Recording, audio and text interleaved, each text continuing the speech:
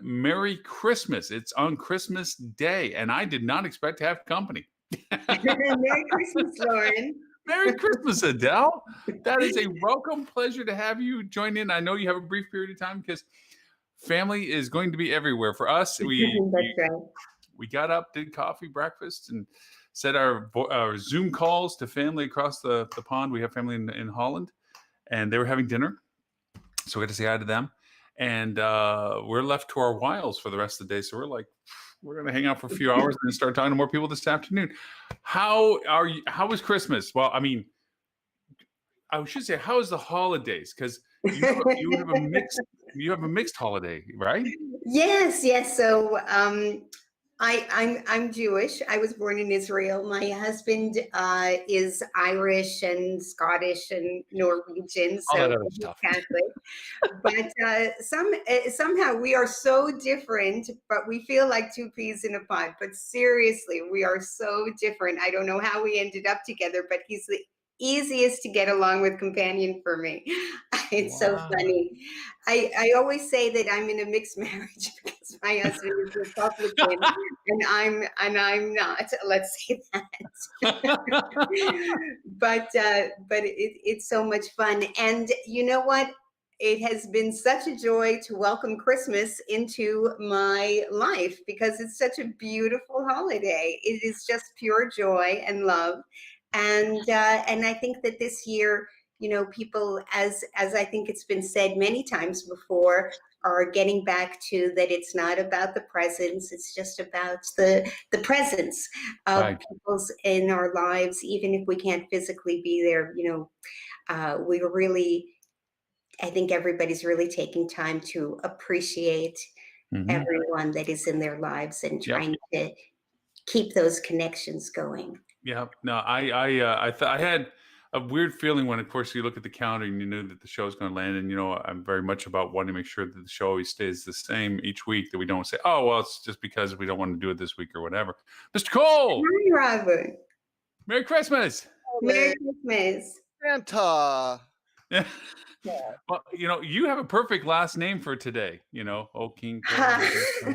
Oh, I thought it was like a lump of coal or something. Oh, okay. Obviously, you were an abused child during. Yes, that's right. Yeah, actually, growing up, I would get like underwear or something because I skied, and so my parents would go get like new skis or whatever, like in September, where they'd have like this massive sales in Seattle on ski equipment, like in August 15th or September 1st or something like that. So I'd get my stuff then, and then get new boots or something, and then Christmas wasn't that great. Wow, I have to make a comment. You look like you have shed some poundage, my man. You are a little. I lost 30 pounds. How much? 30. The dang! Wow. When you were sick, or just over the course of the over the course of the pandemic, more exercise and eating right. I lost an extra 5 with COVID. It's a new. I'm going to write a book, The New COVID Diet. Oh no, not a way to go. No. But I'm glad that you did that.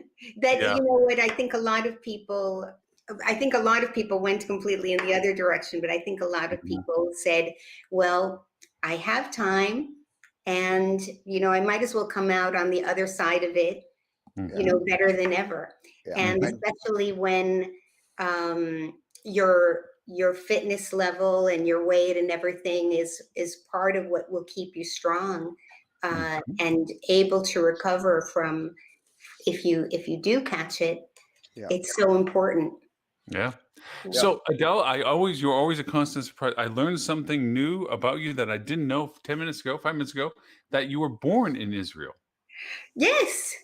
Oh, really? I did not know that. So I have some mysterious questions. For instance, I have always been fascinated and have never looked up dreidels. I do not know. What do you do with dreidels? I mean, I know you spin them and stuff, but what is that all? I don't understand what dreidels are.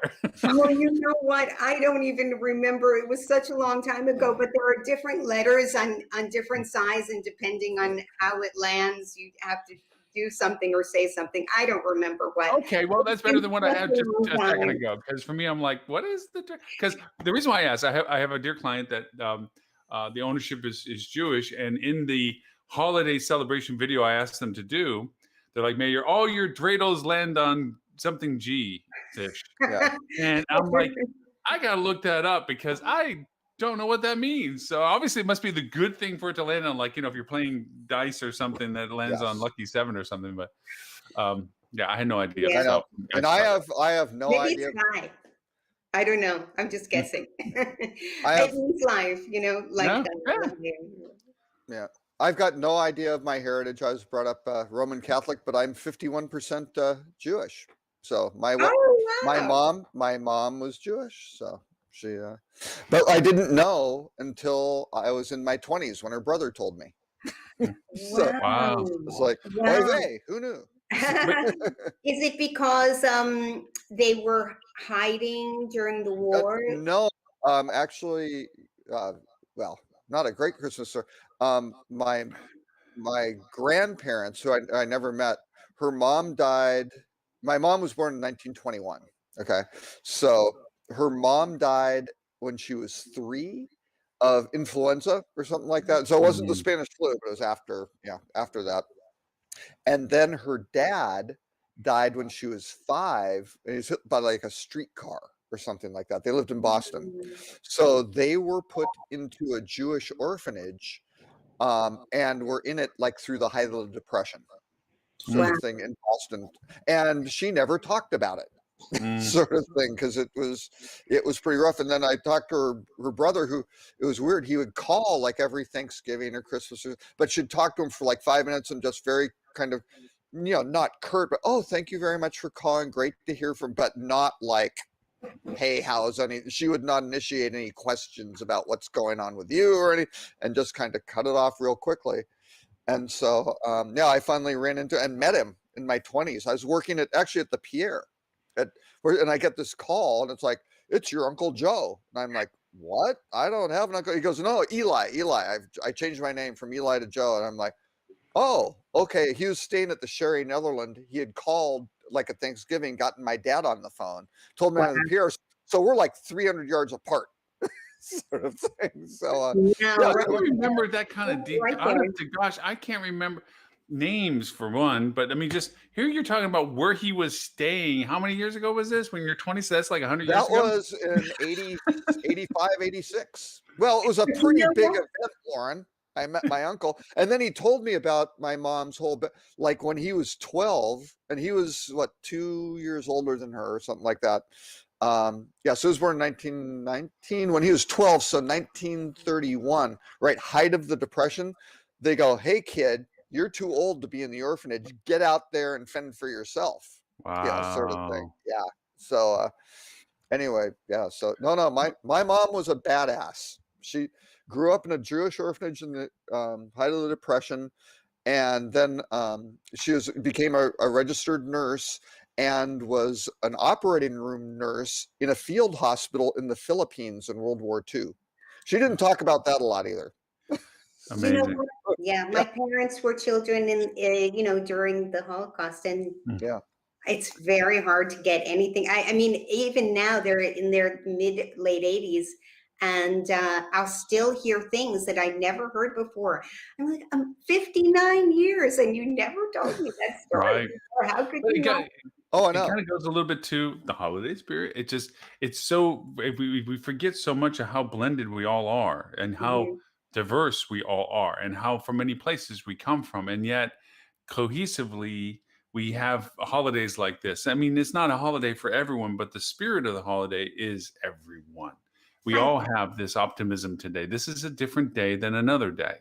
This day has a uniqueness to it, whether it's because of the holiday or it's because of what everybody else celebrating the holiday is, or in this case, great Chinese food. Just, Wait, it's the live show, Lauren. I thought that happened every Friday. well, I had yeah, no it's idea. Christmas every Friday in a strange small way, but no, it's I just have. go Oh, ahead. sorry. I have one connection. I was born in Petah Tikva. That's the town that I was born in Israel. And connecting me to Christmas is everybody is waiting for it. Wonder Woman. She was also born in Petah Tikva. Yeah. Oh, really? Well, Really? we've always called you Wonder Woman. Well, so yeah, I was about to say that's not a big surprise. That's right. We already had our Wonder Woman from there. We just have another one coming. That's right. I'm still Oh, trying to that, wonder why they did Wonder Woman 1984. Was it because of the puffy shoulder stuff? I don't know. um, oh, actually, Lauren, yeah, we're gonna have a problem in 19 minutes. It starts streaming on HBO Max, so you may lose your I audience. may lose. Yeah, it's true. It does. Yeah, but all said and saying, I thought it was Robert. First off, thank you again for your list, and I was going through it as well. And given the fact that we are just but a few days away from New Year's, a year that everybody is really hoping is different than this year. Gotta do Yes. better. You can't I'm do not going to sing your song, Robert. I did put it in the show notes. I was going to refer to some of the highlights of it, but I'm not going to sing it. But I No. thought it would be interesting because your lead article was about predictions of 2021. Oh, And yes, since- John's predictions. Yeah. And since so many predictions are mathematically based, and I have the privilege of having Adele with us, which is not about the mathematics of it. Adele it's can the- do math. Oh, Yeah, wow. Now we're really impressed. it's about the people, about how do you feel, Adele? People are going to be different when it comes to people coming back to the hotels. Do you think the warmth of hospitality is going to come back more than it had before, where before it had gotten kind of regulated to RevPAR and percentage growth and ADR expansion, all these things that just were constant, whipping sticks for operations. And now it's about make everybody happy, make them happy to be back. What do you think? I mean, I wish everybody really felt that way. I know that I still feel like I hit an emotional wall a lot of times when I speak to hoteliers who think everything, in terms of money. Well, we're going to do something for the culture, so we have to put this much money in it, and or we have to spend more on training. Well, yes, spend more on training. Nobody's telling you not to, but it's not how much you pay for something. It's what you're saying, and it's what the thought is behind it, and just change the thinking behind what you're doing. It's not just teaching people, here's how to do something more politely, but it's just shifting the mindset of every employee in the hotel to talk about loving, the guests, and really listening to what their needs are, not their yelling and their emotion, but just listening beyond that, and thinking about how we can be helpful, and thinking about yourself almost like a healer. And I say this because I've been listening to book after book right now about hospitality, or the patient experience, in hospitals and doctor's offices, etc., trying to see if there's a difference. And it isn't a difference. Those books also talk about it's the mindset. Imagine you came into this business to want to heal people, or you came into hospitality because you want to make people happy, and you got so caught up in the bureaucracy of it, and the tasks and the systems and the computers and the budgets and everything, that you think that just because you're a huge conglomerate that you cannot reach into the hearts and minds of your people. But you can, by coaching the coaches and having more communication. A lot of times when I see a budget for a company, a hotel, for example, it includes so many different things, but where's the communication budget, the internal communication budget, so that you can hear make it easy for your employees to tell you what they need and what they're experiencing, and so that the people that are layers apart from the people who are actually talking to the guests can really understand what's happening at the ground level. I just feel like it isn't there, but we have a huge opportunity for growth in that area. Absolutely. I've seen it in some small ways, that just from interactions with the clients as they progress through. When we first started having to put out the logistics of hand sanitizer and increased cleaning and mask, and whether we wore them, didn't wear them, had guests wear them, not wear them, what have you, there was a certain kind of like okay, there was a fight to it in that way, like oh my gosh, now we got to do this stuff. And then as business kept deteriorating and other competitors started leaving the market space, then as people, however few they started walking in, there was a growing appreciation for that. Like it returned you back to a little bit of, oh my gosh, somebody's walking in the front door. Hi, you know, there's this genuine, this is nice to see because I've been spending hours. And then as hotels did do business, depending upon the regionality, depending upon their safety and what have you, and they were able to bring back some of their team, a genuine appreciation to having another person helping with stuff. Before it was just day in and day, oh my gosh, my job, I got to work this. Now it's like, wow, it's great that we have two housekeepers, you know, instead of just one and me, you know, and whatever that process. So there's kind of like a reset in some ways, I think, in a positive way of appreciating back down to, I wouldn't say basics, but fundamentals of team and appreciation business. And I think, unfortunately, that it may get passed by quickly as we get flooded, because that's really what we're really looking at. Is I don't think it's going to be a gradual growth. I mean, this goes a little bit to your articles, Robert, and I know you can talk more to it because you watch the numbers way better and more than all of us. Is we're dealing with, when do the floodgates for your market hit? When does it boom? All of a sudden now people feel that they can now come to your market and stay with you and what have you, and to go from zero to hero, and how fast can you handle that and everything else like this. Will we lose that appreciation for those who have gotten it that we have right now for the little things, the extra team member, the person that walks in the door, the fact that you're still working, you know, how fast will that get lost when it's like a line out the door and what have you? Because I think your first article, Robert, was talking about occupancy is going to go in a V, but okay, but ADR not necessarily is the prediction. Well, yeah, not quite. It's going to be the lower end of the V is going to go extend out is the problem, Yeah. right? So, yeah, I don't know, but not an L, but yeah. You don't have to lose that appreciation if you work it into your system. If you build it in to your processes, and you know, if you have a clear purpose and vision that's laid out, and say every day, you know, we're going to, you know, during our lineup or our pre-shift huddles, or during a voicemail message that the general manager sends on an app that goes out to every employee's smartphone. We're going to talk about kindness and compassion. We're going to say every time somebody's walking out the door, thank you so much for everything you did today.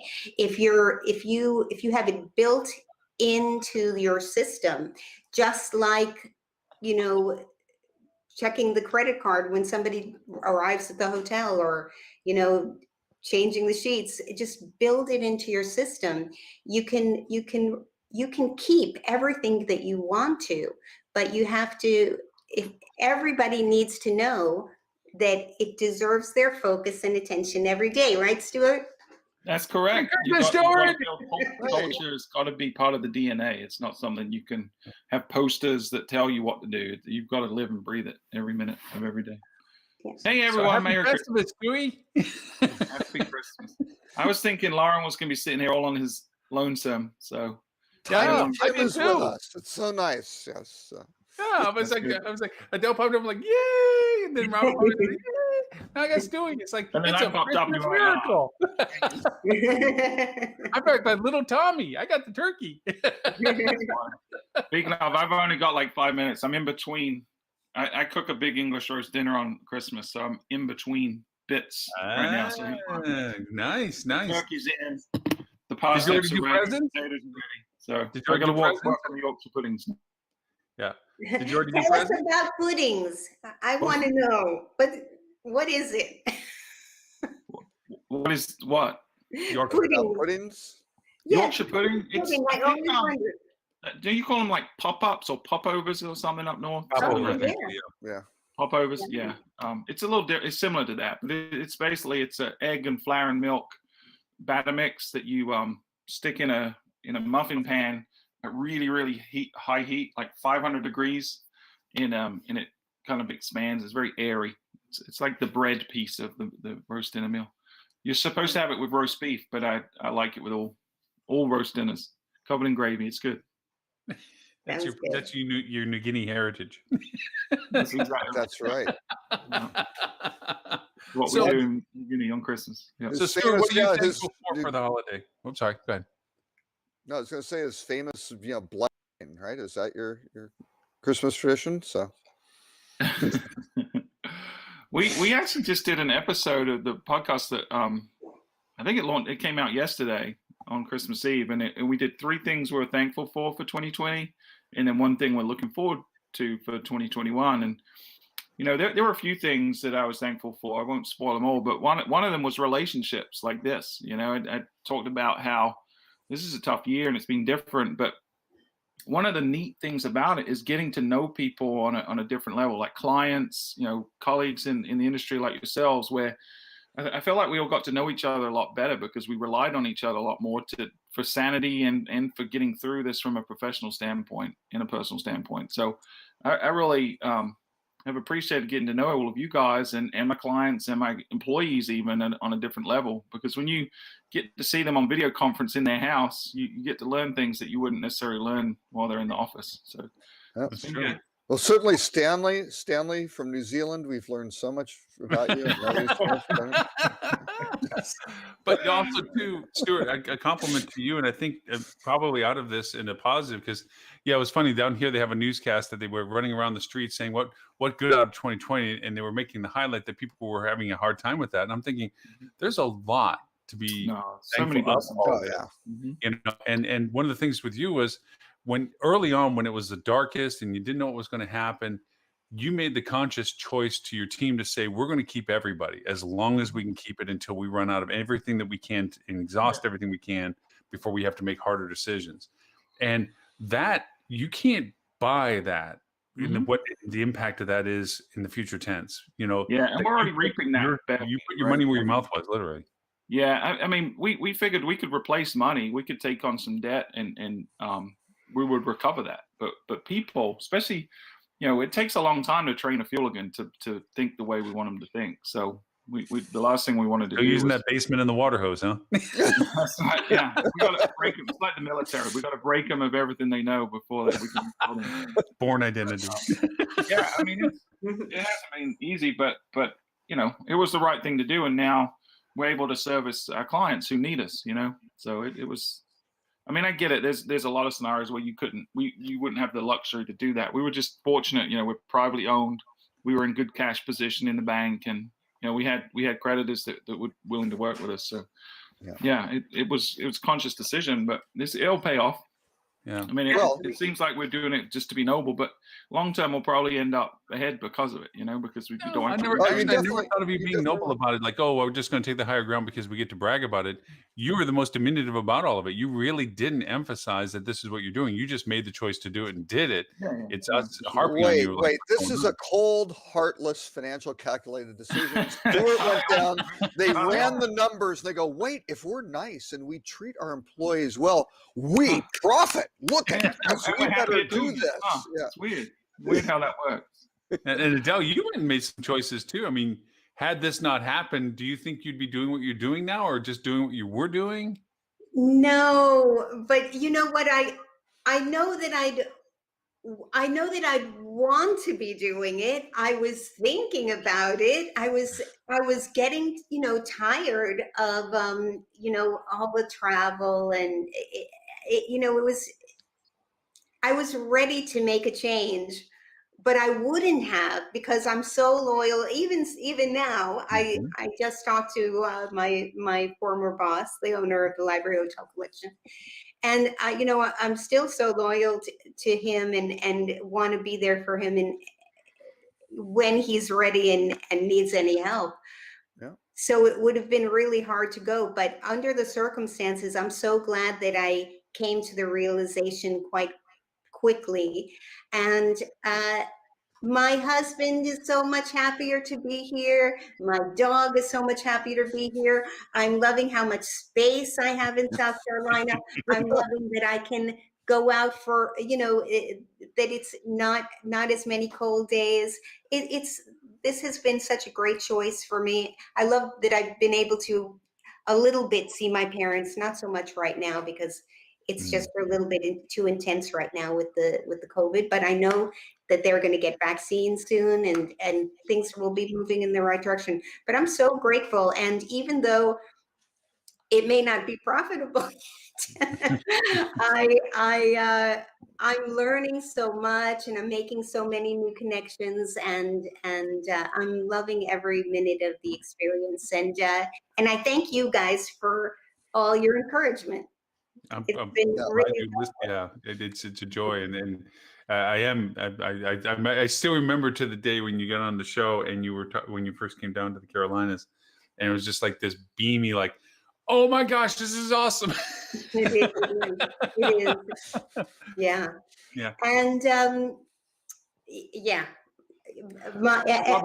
everybody is very comfortable, and thank goodness we have such a comfortable place to hide out, during this time. Yeah. And I feel that this computer, this connection to the whole universe, has just kept me so sane. Thank goodness we have all this wonderful technology to keep us together.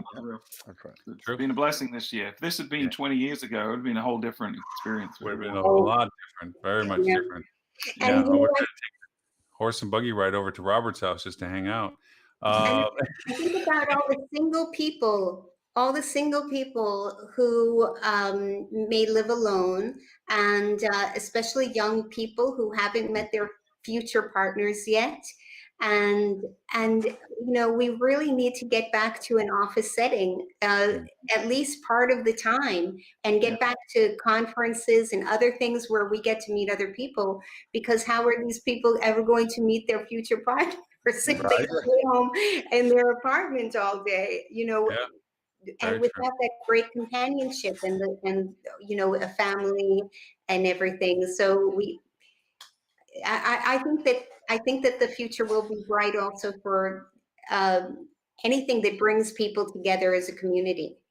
Yeah. And the wonderful thing is, I think right now we might not be at the end of this, but I think, to steal Churchill's words, we're at the beginning of the end, right? We definitely, it's going to get hard the next couple of months, but there's a vaccine on the horizon. People are getting it, and it seems to be effective from everything we've seen from the data. So this is a moment in time. It's a tough one, and it will get tougher, but there's a light that we can finally see at the end of the tunnel, and we just got to hang on and hunker down and do our responsible part. I just talked to my parents. They're on complete level 4 lockdown again. They can't even see anyone right now. Not allowed out of the house unless getting them, groceries and pharmacy stuff. So it's bleak, and the U.S. is going to be like that again here in another 2 or 3 weeks, because it's going to be really bad in 3 weeks. It's going to get very grim, like much worse than it is do what now. we can for the next month or two. Get the most at-risk people vaccinated. Yeah. And then start getting back to normal. Dallas has 17 ICU beds available. Oh, God. No, it's better than Southern California that has none at this point. But Stuart, you'll be proud of me. I mean, on the podcast shows, it is a persistent theme of mine. I refer to people that our salvation to the industry will be our endorsement and active participation in vaccine. We have to do it. And masking, all those things, social distancing, all the things that reduce the ability for one person to give it to another person. That's and that's the irony of this whole thing. I mean, if you could lock down everything for 3 weeks, like globally, everybody just stays inside, doesn't do anything, doesn't interact, it's gone, right? But instead, no, we're going to drag it out for a couple of years. And if you look at some of the projections now, the vaccine projection rollouts, I mean, depending on how people behave, right? Depending on how bad this gets, depending on how many people are against vaccines, this could drag on until August, right? So we as an industry need to set the standard. We need to be getting our vaccines quickly, encouraging others.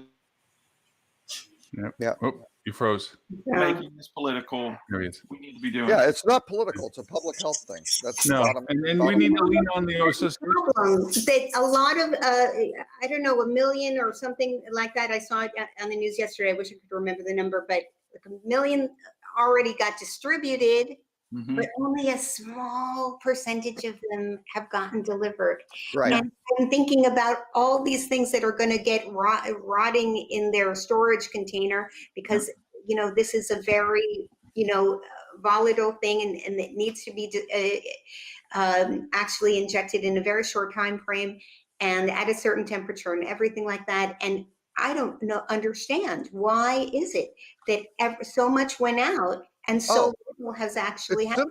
It's simple because of the logistics planning.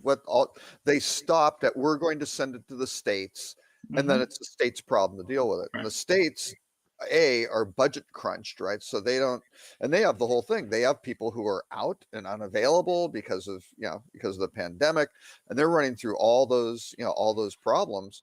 And there's just not a plan for it.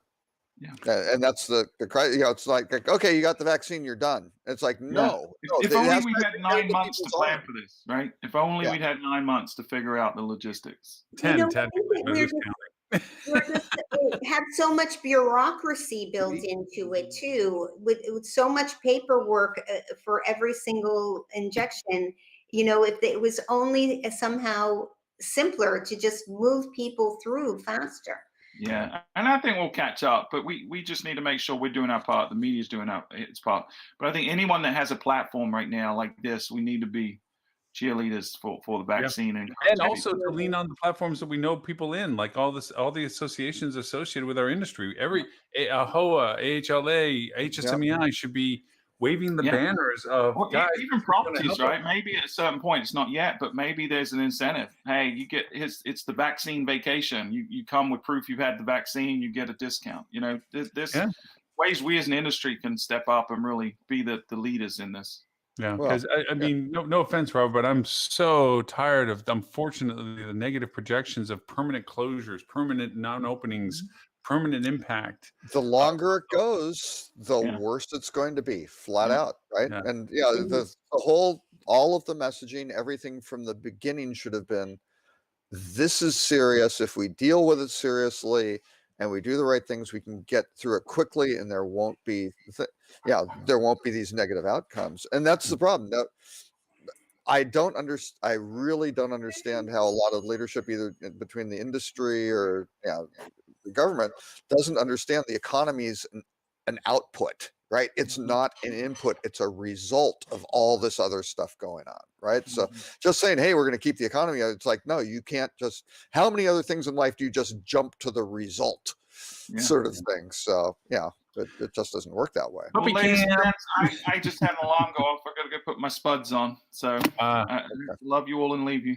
But I wish you all the best. Hey, happiest of holiday, Merry Happy holidays, Stuart. Very thankful. Tell your wife to make you a wonderful picture this Christmas to replace your LinkedIn picture. Because you're so handsome. That's your agreement. Well, thank you. All right, guys. I appreciate it. Stuart, my friendship. Thank you. Take care. Merry Christmas. So actually, there's one thing I wanted to add that ties into our whole theme was, hospitality is about how you make people feel, right? Yes. That's the bottom line. And again, that's kind of the outcome. People don't go off, finish their vacation and go, wow, we spent, $1,237.82 on that trip. That is great. Yeah, nobody looks at it. It's like all the things they did, all the memories, and it's how they feel. And then it ties in. It's the same thing with the staff, right? Because the bottom line is still, you need to hire the right people who have a hospitality oriented. Because again, if you hire someone who is like Stuart, right, who doesn't like people very much, it's awkward. It's hard. He has to struggle to interact. He has to struggle with people. Yeah, that's right. But if they just aren't geared and they don't care about other people and things like that, that's going to be, that's a heavy lift. Or you get people who are really geared into I like to help other people. Well, good. Now we're going to train you a few things. You're going to learn how to check people in, or you're going to learn how to clean rooms, or you're going to learn how to. You hit upon something that I think that Adele. This is why I think it's so perfect for what you're doing, Adele. Now going forward, is as people begin to reconstruct their teams, the people that were just doing it because the paycheck was there are looking and for having to find other alternatives because their heart wasn't really into it much anyway, and they may be thinking other alternatives. But then there's the people that truly miss the experience that they get to improve somebody else's. As you point, Robert, the currency of our industry is the joy that we create, the memories we create. And if anybody denies that, look at the fact of how much you now look at your old pictures and go, "Oh, remember when we were there? Oh, look at that! Remember, you have to go back there." This is the time to begin to cultivate that reminder of what you contributed to their memories. If for, as you said, great experiences, and Adele, that's what you get. You've constantly been telling people for years is it's not about how much they spent with you; it's how much they enjoyed being with you. What they spent was the aspect of what it took to do that. Yeah, and we talk again about training people that are already wired for hospitality, but the thing is, they may be wired for hospitality, but you can pull out of them Right. Absolutely. far, just you can inspire them Mhm. with to really bring it every day to every single person, and that is more important than the skills training. Because someone who is really in it to win it and wants to make that person happy will find a way to make it happen. And you just need to take your foot off the brake and let them fly. We are trying to control everything so much, manage things, and let's make sure everybody behaves a certain way. And instead, just liberate them and tell them, go ahead. If you think it's the right thing to do and it makes sense to you, go ahead and do it. If it turns out to be the wrong thing, well, we'll talk about it later. And, we'll talk Right. about possible alternatives for next time. But, I wish that the word manager didn't even exist in our worlds, because people are trying to control their teams instead. It's empowering the people to do their job well and above and beyond, right? Not the minimum viable production of the minimum they can do, possibly do. That's not it. It's how far can you go, and that interaction when somebody's checking in. Yeah. What can you do to kind of, connect with them and have them walk away from the desk feeling like, oh, hey, either I learned something, or I'm feeling better about the stay, or I'm more excited to go do something, or whatever. How do you make all those interactions kind of a net positive for that guest, right? And I already told one of my clients, I'm stealing this from him. He was talking about this, about his training programs and so forth, and he initiates his orientation conversation with his team with, I'm going to get you off of fossil fuels, which is a dead thing, and make you now run off of solar power, which is happy things. You're going to find joy in what you're doing, not because dead of what dinosaurs. you but rather on the fact that the sunshine that you have is what's going to power you, the happiness that you get to share. And as long as you know that you can influence, because he's also the person I've said, everybody has the power. You cost me $20, you cost me $50. I don't care. As long as the guest get a positive impact to that you helped a guest's experience better. So a housekeeper that saw that somebody needed a larger tube of toothpaste went and got one, and it cost them $2 at the local store, or they found somebody that picked it up from, or whatever. They got it for them, and it was inconsequential, but they had the power to do that. They didn't have to ask anybody to do it. That's what he did for his team. Was, you tell me what it's going to take for these people. No, I'm not going to buy them a new car. There is things, okay, but how you can impact their positive experience with us by being attuned to what it is that makes it better for them. That's what I'm telling you need to do. And he was really excellent at it. And I always thought that was neat that he talked about it. I'm going to get you off fossil fuels and get you on solar power. I thought that was pretty cool. And you need a way to celebrate it. You need to have those people come back and say, this is what happened and this is what I did, and look how happy he was. He wrote me this great note. He wrote this beautiful review. And we need to celebrate all of those little, magic moments, because that's what gives people energy and bravery to do something else that's creative. Right. And that's That's how you build your culture. And you share that with the rest of the staff, right? So they know that Benji did this really cool thing, right? And then Monique or whoever goes, oh, well, like, and all of a sudden it starts feeding into the culture where everybody's trying to do the right thing. I remember a GM that I worked for that he people would say, oh, it's really hokey that we have our alley rally and we applaud somebody having getting a comment, or somebody had got comment card. That's how far back it goes. Comment card, about this, and I said, I said, no, it's not. And he says, the only people that really bitch about it, he says, are the people that don't get the comment cards, because they're like, oh, this is stupid. Why we got to sit around and listen to her get all some comments, like until you get one. Then all of a sudden it's like, yeah, got me a comment card. So it's one of those things that if it inspires the right people to feel like they want to participate in that, that it's not the hokey, why is he getting a Christmas card or something, it's the fact that they get to share the excitement of doing a great experience for somebody, and they got recognized by their team members. It's a recognition. Yeah. And that's what charges them. Charges them. Because the ones was that your husband saying it's time for family time? Yes, but first I have to say something, and it's just as important to discuss the things that didn't go well and say, what, this happened, and and I was somebody was really trying to do the right thing, but somehow it didn't land as being as positive a thing as we started. So we looked into it, and this is how we came out of it, and yay for that failure. Now we're going to implement that in all the rooms, or we're going to change our communications on their website or our booking engine in order to make sure that nobody else feels that way. So yay, continuous improvement, And when we start celebrating the failures, I think that's what a lot of companies would call that. So I'm just using the same. If you celebrate what you learned from the failures, then people will be more forthcoming when they tell you when there's something wrong happening. Oh, yeah. Because a lot of times in the executive office, we have no idea what they know, what the bellmen know, or what the valet drivers know, or whatever. So it's, that's what I think. No, it's a great point. It's an excellent point that way people feel a little bit more trusting. That it doesn't always have to be a success and hide the failures.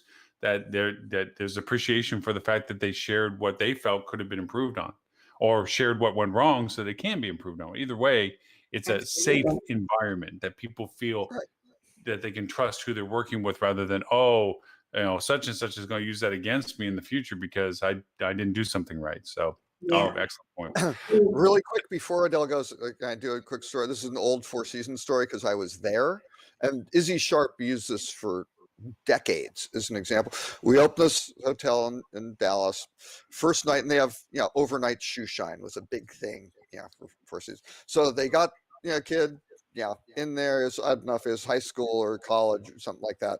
He comes in, they tell him, okay, here's what you do, shoes, shine them up, here's how you do it, here's all this is great. Does it, and he looks down and he's got like 128 shoes, and then he's got 64 bags with the room numbers of where they were from over on the other side, because nobody told him about that, right? It's really important to keep the bag with the shoes. And so this happened, and I was there overnight because I was helping the night audit guys make sure that they had everything going. And the night manager calls me up and goes, we've got a problem. It's like, what? And we had all these VIPs and stuff like that. And I think we had the whole city council because the hotel was delayed or something. So we have all these government officials and things like that. It's like, oh my God. And I go, hey, we got to call Bernard. And Bernard was the Swiss executive assistant manager, who was not really the guy that you wanted to wake up at like 3 a.m. at home, but that's okay. It's like, no, we'll call Bernard. We'll figure this out. And Bernard was insanely good. He comes in, and first thing, he does not yell at this kid, right? The kid is just like, oh my God, I've destroyed those. He's like, no problem. That's our problem for not doing it. By the way, great job on these shoes. So those are fantastic, but we've got a problem. What's he do? He calls the director of housekeeping, brings her in, says, hey, we've got to straighten up.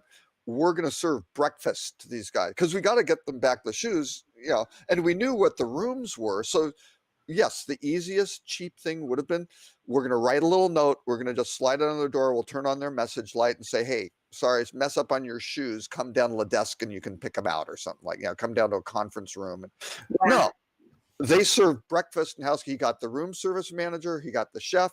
They set up a buffet line in housekeeping itself, because that's where all the shoes were. And people came, and people had bathrobes and slippers because Four Seasons provided those. People the next day are going, that was fantastic. Do you have like breakfast and housekeeping? It's like, no, we will never have breakfast and housekeeping again. But they turned it into this great thing. And the kid wasn't fired and beaten up and thrown to the curb. It was like this great thing. And everybody learned and went, hey, that's okay. You did a great job. We missed one thing. Really important thing we've discovered. That's okay. That's on us for not letting you know. So, and it was fantastic. And all the guests love it. Nobody had a problem with it. And the breakfast was great. And the guests were congregating and sharing stories and laughing about it, and comparing shoes and going, wow, look at how great these shoes they didn't look this good when I bought them. That's a first class way to handle the problem. Yep. Well, when you take out blame, it's amazing. I often say, if you don't care who gets the credit, anything is possible. And if you don't find the reason to find blame, anything's fixable. Yeah. I interviewed Sally Beck, the general manager of the Royal Lancaster Lancaster Hotel in London. Her hotel was number 272, and now it's 15 or 16 or something like that. And it's going to keep going, I'm sure, under her. But she says, remove fear from the building. Nice. And that is so key. Well, it's been a joy being with you. Oh, Adele, thank you for making the time today. It was my Christmas present that you showed up. Like I said, that's right. Yeah, thank you very, very much. And thank you for being able to join us all this year, and what you've chosen to do this year. For just it's nice to know that more people can benefit from what you have done and what you're capable of doing. So thank you for that. And to your husband, happiest of holidays. And thank you so much. Merry Christmas, Lauren. Merry Christmas, Robert. Bye-bye, Adele. Bye. Oh, for Adele, for those that are interested in why we keep talking about what she does, it's at Aspire Reputation Marketing. That she does that. AspireReputationMarketing.com is her website. And she literally can help you do what she has done for many years, which is put you on the top of creating a culture that helps your hotel become the best reviewed hotels in the market. We've got to help her out marketing. She needs a new name for the company. She needs to be something like Sunshine Corps or something like that, or something more. It's like the Peace Corps, helping people help themselves, right? Yeah, that's what it does. Yes. Yeah, and it is, as she says, being profitable and so forth. And I wanted to ask you a question. We didn't get a chance to earlier, but profit's the outcome, though. It's the same thing as we were talking about with the economy. That's what happens if you do these things right. Then you're profitable, right? Because certainly an aspect is to not have it where, everybody gets to stay free all the time. No, that's not the point. It's also all about, is it fair? You're charging a fair price. You're exceeding guests' expectations, right? You're getting these great outcomes. Well, what are they going to do? They're going to tell their friends, and they're going to go to others, and they're going to, you're going to be their preferred choice, and they're going to come back. And when you come out of a pandemic or something, guess what? All these people who are truly loyal and not just there for the points or whatever, who just couldn't care because whatever brand you're with, you can collect a point, they'll come back first. But it actually reflects a bit of a systemic issue with our industry that I hope inverts itself. I don't expect it to, but I hope at least some people get smartened up and wisened up. We talk about analogies like fat fruit. Like, okay, when I'm first going to tackle something, I'm going to pick the easy stuff fruit, the low-hanging fruit. Fruit, yes. Right. Let's go for the easy stuff first. And from a strategic point of view, or maybe even logistics view, whatever way you want to look at it, going for the obvious, what you should do first with the greatest impact, the 80-20 rule, whatever, is logical. But here's my problem with some of that mentality. Things like training, sales training, team training, gets put at a different level, as does also relationship training, culture training, things that have a high productivity, but they're usually left to the very end. Like, what haven't we done? We've done all the easy stuff, the big stuff, the first stuff. You know, what little stones haven't we turned over? Oh, we should train our sales team, or we should train our team to be more friendly, or whatever. Right. And really, in all honesty, if you did that at the very beginning, if you built the car a little bit more aerodynamic now, thinking that rather than later just a bigger engine, if you really took on that early first step and created the culture, especially now that you're redeveloping the culture as you regrow your business, the impact is profound. The moving, it's, you know, turning a little bit now compared to trying to hard turn something a little bit later, it's infinitely easier now. It's like the old GPA thing. In your first semester in college, you can go from 3.0 to 4.0 by just getting one more A. In your senior year, you have to have like the whole year 4.0 where you get 2 tenths up. You know, it's a harder push to move the numbers. So why not now, as you're looking at evaluating, rebuilding your culture and your community and your team, as business is going to eventually get to the point where you're going to be needing all of this, that you make the change now, train your team as they come in now, create the culture now, so that all of this is something you're already doing rather than, okay, what haven't we done yet? Oh, let's bring in Adele and have her teach our culture. Well, you may have hired a few bad apples in that process unknowingly, and you're fighting a resistance. Well, and if your whole thing is you bring in Adele, and yes, we're going to have her come in and do a 1-day deal, and that's it, and you figure it's flipping the light switch and you're done. That's not how it works, because the bottom line, things for like great brands, right, or great organizations, it's not that they do the easy things well, it's they do the hard things well, right? Yes. That's how you start looking at an organization like Apple. You go, wow, it's a really valuable company, or Microsoft, or just go Amazon, doesn't matter. They're doing some really hard things really, really well.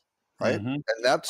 And that's the same thing for the hoteliers. If you want to just be, we run a very kind of generic hotel, and there's nothing to be negative about, like, hey, there weren't any bad experiences and this was the bare minimum and things got by and it was cheap and it just kind of, that's okay. But guess what? A lot of other people can do that. Everybody else, if you can't do that, you shouldn't be in the business. Right. Flat out. It goes also too, and like it was pointed out in our earlier conversations, you can try to create policies and SOPs and guidelines and fences and rules and conditions of punishment or penalty of what they do wrong, that this is what's going to happen to them. And, third time you do this, you're out the door and all this other stuff. Or you can train them why it's important to do it in a positive way and give them the motivation to do it right, not the penalty of doing it wrong. Well, but people, I'm a proponent of to make sure you have and if someone is stealing from guests or doing something really, there's fences to end. Like, yes, this is there's some rules here. You cross this line, no, that's the wrong thing to do. I mean, everybody should know the difference between right and wrong.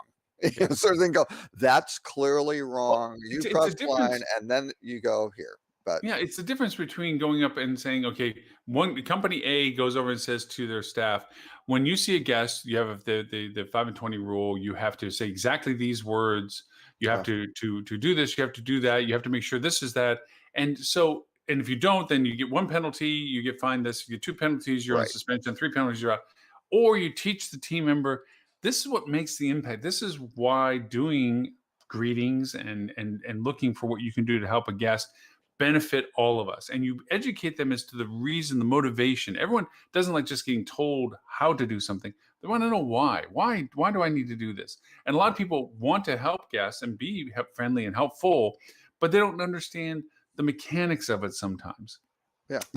They may feel like they're thinking that they're helping a guest when really they're making a guest uncomfortable because they were never shown the way to make people feel good or help people in a way that people are expecting them to perform as. So teaching them the skills is important, but the motivation of why is kind of an elemental thing. Yeah, and you need to let them be their own individual personality. And again, it comes down to kind of hiring the right people and making sure that, that's okay. And it's not kind of like a bad fit, right? You never want a situation where you go, wow, great employee in the wrong job. Sort of thing, right? Yeah. And you get those things. You go, That guy needs to be accounting, fantastic on spreadsheets and doing analysis, not so good interacting with other people. But Well, how many times have we been told we have a face for radio? I mean, come on. Yeah, exactly. But again, that's the bottom line, that you really want to make sure that they've got the, they have the support structure where they can be successful, right? And they can do the right thing. They aren't under fear of punishment for trying. But again, you can get these over-scripted situations. Chick-fil-A drives me crazy, right? And I know people love Chick-fil-A things, but they always answer, everything is always my pleasure, right? And there's kind of this joke to every time say it, see how many times you can get them to say it. It's like, that's for some people great, and that's kind of standard, but why can't they vary a little bit and just say, hey, have a wonderful day, thank you very, when somebody says thank you, you go, no, thank you, hope you enjoy your chicken strips, sort of, or whatever, just to be natural and authentic and things like. There's nothing wrong with that. And again, yes, it makes it a little bit more complicated because people may say, is this the right thing or is this the wrong thing? And we can check the box to say they said the exact 2 words, done. But how do you make sure you get kind of? But that boils down to trust, and ultimately, it's a lack thereof that you don't trust your team, and it reflects upon you. If you didn't train your team well to trust them to do the right thing to the point that you have to tell them exactly what to do, that's a lack of trust. That's a lack of capability of training as well. And yes, you could talk about scalability and bandwidth, and you're dealing with such a diversity. And so when you go to metrics of now tens of thousands of people, you're going to have the random percentage that no matter how much you train them and trust them, they're not going to do the right thing. Right. Yes, and you're going to have problems where you're going to have to deal with your staff in a way that says you go back to the fryer. But you'll have days where the staff person is, who knows what's going on in their life. They've had a really stressful, their parents are in an ICU with COVID or something, and they're sitting there going, my God, my mind is not on the job. I am distracted, and that's or you get the incentives out of sync with the rewards, right? And you have someone who tests positive or doesn't test positive. They know they're exposed to COVID, right? But they come into work anyway because they know, hey, I need this paycheck and I can't do this, and I'm out of sick leave or don't have vacation, or I need the money. So all of a sudden they start making bad decisions that are bad for the organization. That they can get everybody sick, and that's going to be even worse. Or what do you do to make sure it's like, hey, this is okay, we're set up for this, and if you have this, stay home, you're going to get paid, or you're going to get X pay, or we're just going to do, like Adele was saying, she's very loyal to library because she isn't with them anymore, but she knows that they were trying to do the right things and they had the employees back. And how do you do that versus we're just cutting people and this is a numbers game and we're at X% occupancy, so we got to cut X overheads because we got to get the bottom line. Are you going to expect those people to come back who just go, hey, somebody's going to pay me a nickel more an hour? So I got a question for you for COVID. I know what you were doing before, and then all of a sudden what you had to end up doing afterwards, that you were a man in demand. I mean, you were pushing some serious hours when COVID hit, because all of a sudden people realize, hey, who knows that stuff? And all of a sudden, I mean, you used to be always on the show.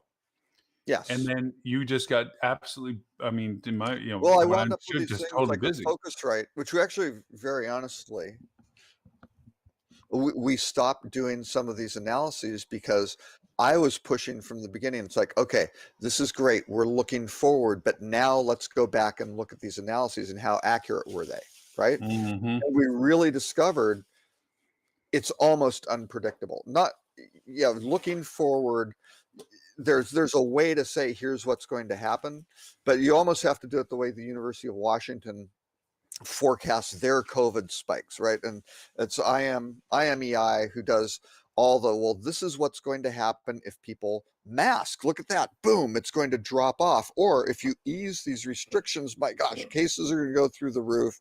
And the outcome of that is going to be more deaths. And, they've got all this stuff modeled out. We kind of looked and went, wait a second, if we're off on these things, what happened?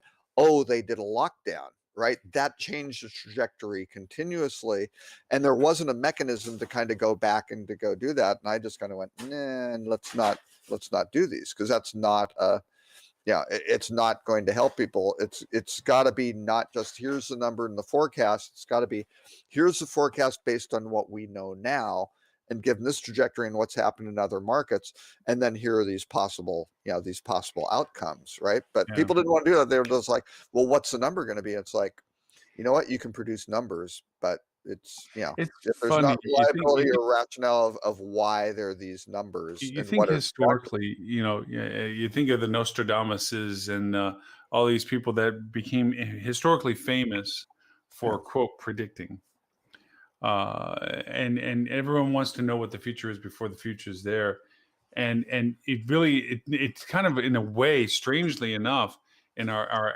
analytics and data economics and so forth that we have, we're still trying to do the same thing, only for more specific reasons, or for the same reason but more specifically identified, of knowing what to do because we know what's going to happen, so that we can be in the better side of that conversation. All of us are trying to ultimately avoid the negativities.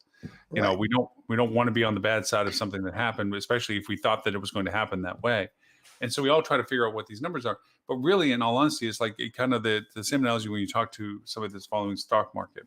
Mhm. If you get too granular and this is just doing this, up, down, up, down, up, down by the minute, by the second, Right. by cents, by dollars, and so forth, you would feel like, oh my gosh, this is like out of control. I don't know, when do I step into this massive traffic jam that's going on and on and on. But Right. the farther you step away from it, the less the jittery, the more the general, and then eventually it looks almost stationary. It's like if you go far enough away. I mean, I imagine there's planets colliding and asteroids hitting things and what have you. But when we look at the stars at night, we don't see that stuff because we're too far away.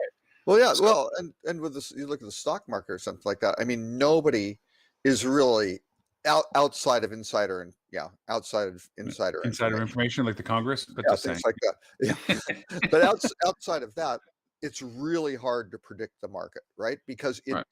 it doesn't always necessarily behave rationally overall. Yes, but in specific shares going up and down, and you saw it with Airbnb, right? People going, "Oh my God, that's insane valuation and that's stupid," and things like that. Well, no, the valuation of Airbnb really has nothing to do with its underlying operational day-to-day, what it's doing and what it's going to do next year. It's everybody betting on where is this thing is that going to go up or not? And I'm going to put my money on it's at 158. I think it's going to go to 170. So I'm going to put money in and I'm going to take that's all that stuff is. And yes, You're bidding on behavior, not on right. performance. It has nothing to do with it's a completely separate, Mhm. it's gambling, right? It's basically gambling. But the stock market, I think it was there was somebody I remember talking about this. I forget whether it was an article or whatever. So sorry, I'm not able to quote whoever it is. The stock market is the mirror of our society.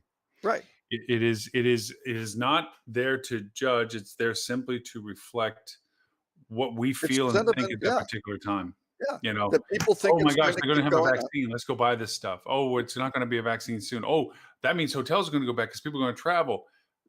It's all prognostication in some sense. But again, part of it's an outcome of government policy. Okay, so interest rates are near zero. So how many people are going to put their money into the bond market and get no return? It's like, well, no, that's going to deflate demand for that. So all of a sudden you have all these assets, right, which are out there. And I mean, that's what's happening with Bitcoin. It's like people are going, well, where can I put my money? Well, I'll go put it. Oh, look at it's going up, sort of thing. But then the problem is all the people who are buying in at 20,000 or something like when that goes down, because They're out. Bitcoin's not a currency. I heard somebody a great thing. It's not a currency. It's an asset class, right? And you go, right. You're right. You're buying some sort of pork bellies. It doesn't matter, right? Yeah. It's just something that you're Something investing somebody else agrees it and has a value speculating. to it. Yeah, you're speculating on the future value of something. Is it going to go up or down? And that's basically asset class of equities, right? For stocks, same exact thing. So yeah, it doesn't necessarily tie into it. And some people are very good, but with all the AI and everything else that's going on, you start looking at these going, wait, this thing is overheated. When are things going to adjust back? Right? Because at some point they will. because that's what happened in '99 when all these startups and super valuations and tech stocks going through, and there was an adjustment that came back to normal, right? And you've got to, things revert to the mean eventually, right? So it's crazy, but I don't know how we got down that path, but it's No, I was just curious something your world changed work-wise because of COVID. I mean, all of us in some aspects changed work-wise with what we've done and for what our demands were. I mean, I went through a down and an up. I mean, for me, at first it was some clients permanently closed, some people temporarily closed. And we were still, then we did a lot of pro bono of like, how can we help our old clients that can't pay but still need stuff done? And then we made general offers to everybody saying, hey, how can we help you? If you've had to reduce the people that were doing this for you with the condition that you don't replace somebody by us doing it for you, and or cut somebody out or whatever, all that kind of stuff that we offered. And then business started coming back, and we started getting more and newer clients that were wanting to change what they were doing and or expand, or they joined with other things and they need more work. And so now business is bigger than it was before. But the idea was that everything was impacted from this. And I can only imagine as more and more companies emerge out of their locking down the hatches and survival, mode, and they start trying to get out into the world again, how rusty some of their stuff was. I mean, I still see websites, I still see hotels that even if they tried to stay open, are so out of step and out of time and tone deaf in their presence right now that they haven't even broached the fact that they are out of modality, that nobody's going to want to go to their hotel because they're not even talking about what they're doing for safety protocols. Let me tell you, I can't really go into a lot of detail with this client because there's a bunch of litigation around it.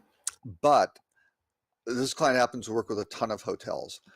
Even the quality of photographs of one major not a large hotel group, but a niche luxury hotel group, the quality of their photography and the numbers of them, where it is just crap. I mean, yes, you've got a picture of the dessert, and it's a beautiful looking peach that's like, has whatever garnishes and stuff on a plate, and it's like, well, yeah, but that says absolutely nothing about your brand or your identity or what makes you unique, what the key selling propositions are of your hotel.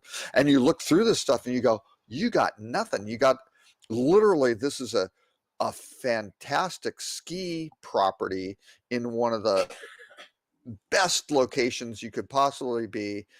And what do they have? They've got a shot of the exterior of the building. They've got a porte cochere shot.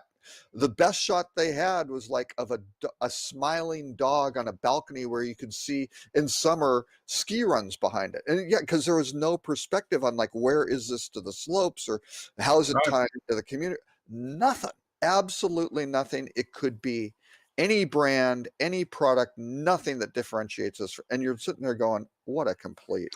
And there's a lot of hotels that did and maybe for financial reasons they had to. So please understand, I'm not just poo-pooing on every hotel that didn't do what I think they should have done. But a lot of hotels, this was not in the front of their mind. They were worried about other things. And then unfortunately, I think the worst culprits of all this were companies who tried to retain value by simply shutting things down, even though they probably could have sustained some operational aspect. Well, if you cut $1 of expense, it drops straight to the bottom line. Right. And I mean, I've often argued really well on that. You go, hey, we've eliminated all of our expenses. I'm talking, you're not doing the business, and I've always been a proponent. You can't cost save yourselves into profitability. You just can't. Right. Yeah.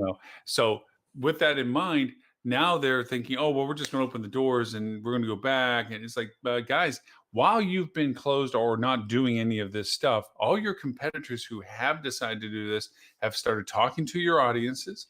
They've started re-identifying with them, not you. They've cultivated their content and their communications and their skills to dialogue with these people. They've identified them better. They've rehoned their websites. They've identified the current interest and current things that are of concern for people's travel. And they've done all those things. So the people that you think are coming back aren't going to, even if you drop the rate well below what your competitors are doing, because they know what they're getting by going there. They have no idea what you offer anymore. it might be something that they still would be interested in. Should you be able to communicate better with them? But the reality is you haven't. So the likelihood is they won't until you change what you're doing. Right. Well, and how do you do it smarter? So you get a situation, group sales, right?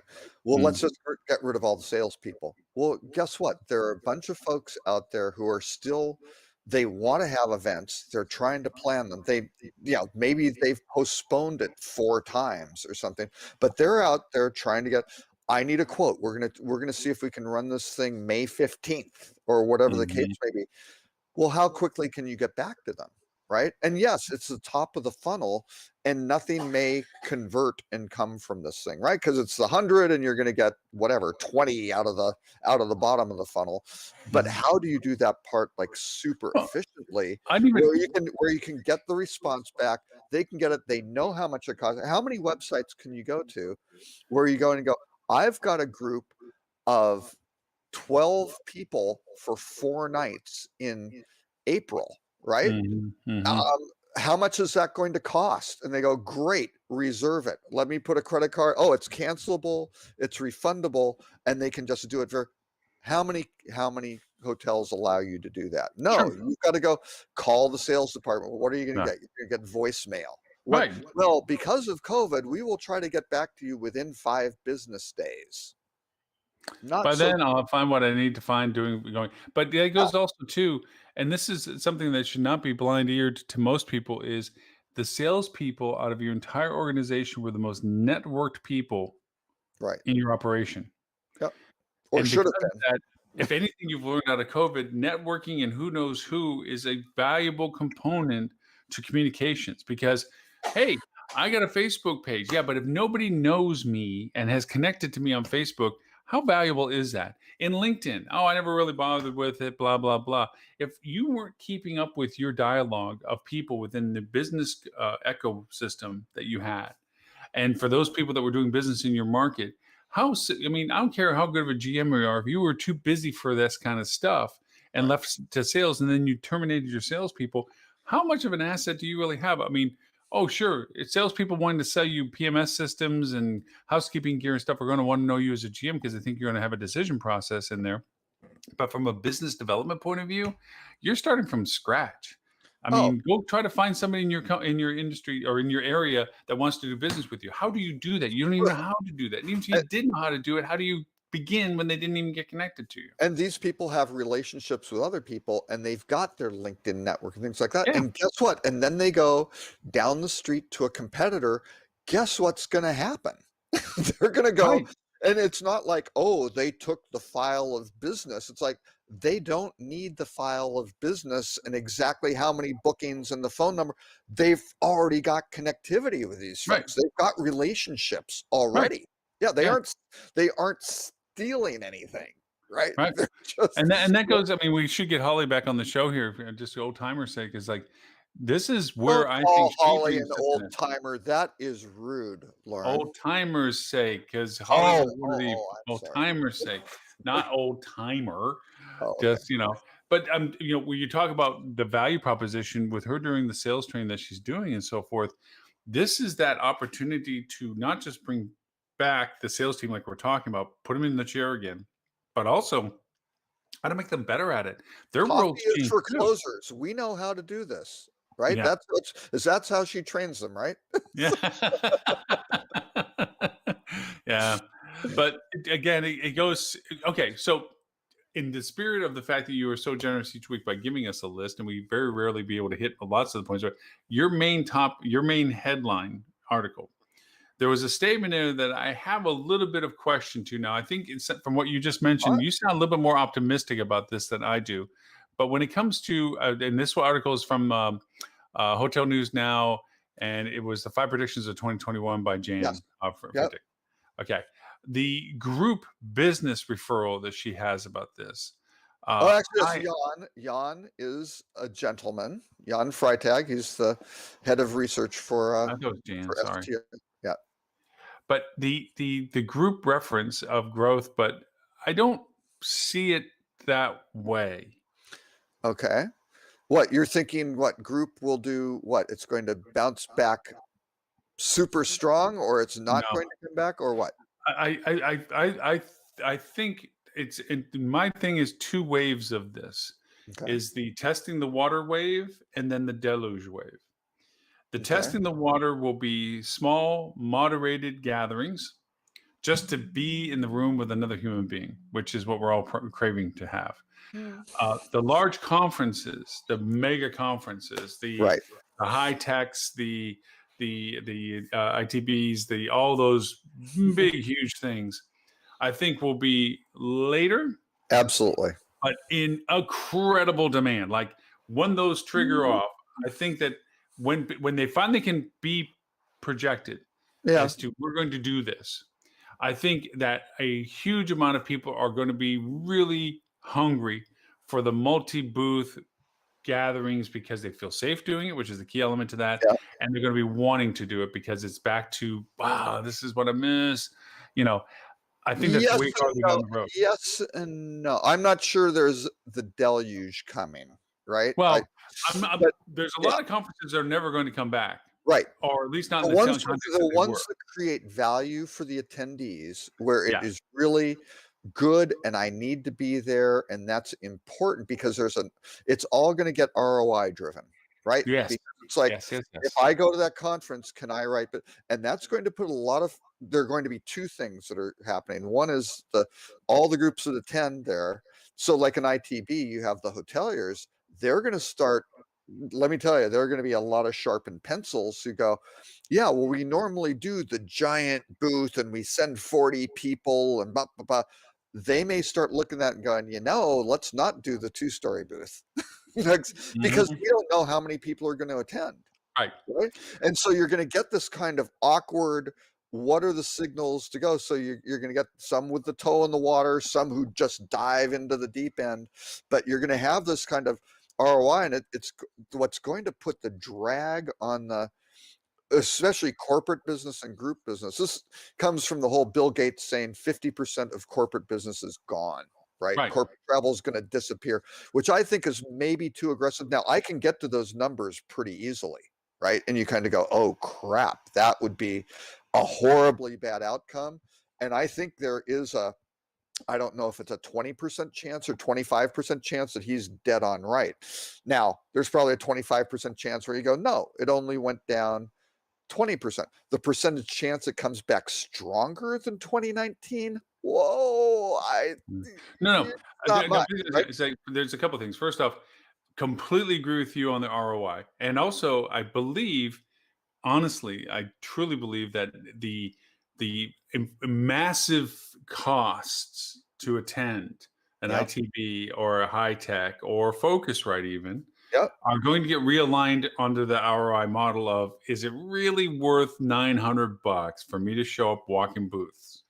Right. And if you aren't doing anything and you're just walking booths and you aren't doing it, but like Focusrite is this is the poster child for that. Focusrite streamed all the sessions. I mean, not necessarily some of the breakouts and things like that, but all the main center stage sessions for free for like the last 4 or 5 years, right? You can see what Steve Coffer or whoever, Glenn at Booking, whoever's or Glenn, Booking, whatever they're talking about, you can see and consume all that. But that's not why people pay. That's free. That's zero cost. You can get that. Or if you're in the audience, all of a sudden you're hanging out and talking to, whoever, and all of a sudden doing a deal, making the relationship. That's why people pay the $4,000, right? Because they're in the room with the other, and you can go sit down and have, like I did with Steve Coffer in probably 2012. At the end of the thing, there were a bunch of tables. I'm sitting there kind of outside. I think it was in Scottsdale or something like that. It was like, oh, this seat open, hi. And we talked about TripAdvisor and stuff and other stuff, not just that. And it wasn't a business conference. He's referred consulting business to me. It's like, really? Like 4 or 5 years later, it's like, wow, he knows my name. Right. Each other, we kind of know. You're absolutely right about that. Yeah. And I think that will come back to what you absolutely believe it is. I mean, in all honesty, I think there is still yet adaptations between technology and in person that have yet to come through. And I say that because I've now, and I mean, me and toys and platforms and so forth, I just picked up a platform called AirMeet, and it's really neat in the sense of doing online webinars because it allows literally there's virtual tables you can Oh, sit sorry, at. I thought it was a meat drying thing. It's not. Well, yeah, Oh, it's probably that too, but that's probably the secondary thing. But this one is where you can sit at certain tables, they can be sponsored tables, what have you. But the cool part is that now it creates more interactivity where you can say, I'm interested. Like if you're listening to a vendor, you say, I'm interested.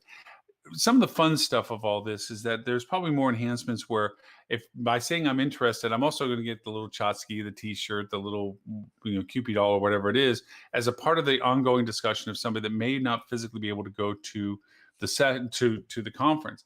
Those conferences I think will come back because people want to and are hungry for interactivity and team building, networking, collaborations, hearing people again in a room rather than on a screen and all this other stuff. I totally think when it comes to like Focusrite, the networking, as to coin a phrase from Hamlin, Hamilton is, in the room where it happens. right. You want to be in that room where those people are in a casual setting where you're not, speaker, attendee, or, whatever. So those things will happen, but I think they're going to come in iterations. I think the first iteration is the small clustered but spaceable groups. Well, but it's all the stuff that was like at the peak, right? 2019, we're full, to hell with Smurf. We don't care. We don't want that crappy business. So that's all there is, folks. Yeah. You're going to see family reunions. If you treated them really poorly, how interested are they going to be? Right. When you need their business, you get this transactional, I'll pay attention to you when I need you, but when you need me, right. And all that's going to come. All those things are going to come back. Right. Family reunions, weddings, gatherings. That will be the first out the door. Things that are postponed, right? Things that are like somebody's going to get married. They're like, when is it safe? Because we want the big wedding. When can that happen? Those will happen, and there's going to be a hockey stick for that stuff, right? Because it's now the second quarter 2020 quarterly budget review and strategy meeting, that's not happening. Because that's but I believe, honestly, I think the next iteration past the Smurf growth is small corporate gathering of let's get the people back to the mothership. A lot of companies have either downsized their retail spaces, lease spaces that they may have, allowed people to work at home, but there'll be a gathering, okay? There will be gatherings. Yeah. And obviously their main motherships are not going to really accommodate them physically in space. They're going to need hotel accommodations, maybe even meeting space with this. Right. But that travel entity will then begin to come back where it's safe enough to travel. Well, let's gather everyone together to recreate the culture that the screens can't provide us. Right. And let's re-identify who's doing what and who's left and who we're hiring and all that other metrics that are going on with corporate redevelopment right now. Right. Okay. Doesn't mean they're going to stay at the mothership. It just means that they're going to be gatherings like this. That mothership's going to be smaller and they might not have all the office space. And you go, that little internal conference center we had. Ain't going to do it. There's no ROI on that. We can go use hotels and kind of rent that space. Why own that space or have there isn't? That's dead space now for most conferences. We can go use it, when we need it, sort of thing. And let's go use. So those will begin to roll through. Then I believe that after those two iterations coming through, and more people feeling safer about longer distance travel, then I think you're going to start getting reasons to gather. That will be, let's translate this off the screen. Let's bring it in. Let's start doing those trainable, teachable things that we can do together that create that community networking spirit. Like everybody can rally together like a Mary Kay conference, like, hey, let's rah, and have that. If there's a clear ROI that can be communicated by the meeting planners and things like that. Well, that will come from the fact as they bring in more team and more staff. A lot of these new team members and new staff members may not have been exposed to all the people that knew what this was like when they used to do these things. And it's a need to get them together to get that camaraderie of, I just don't know you from being on the screen. I know you because I spent some time with you in person at our corporate gathering. See, I think what the hotel industry needs to have teed up. This is just like when we were talking in March about, with some of the leaders of the industry going, hey guys, watch out. You should be doing these certain things on cleanliness and process. And it took them 60, 90 days to kind of get there. It's like, no, you need to be thinking. It needs to be, here are the legitimate RO, not just the self-serving ROI of a conference that you give us money and that's good because we want money. It's like, here's how these things help you.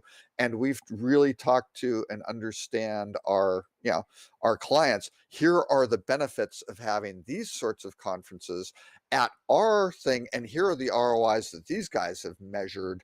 You need to do this, right? Because this is going to help your business and it's going to accelerate your return.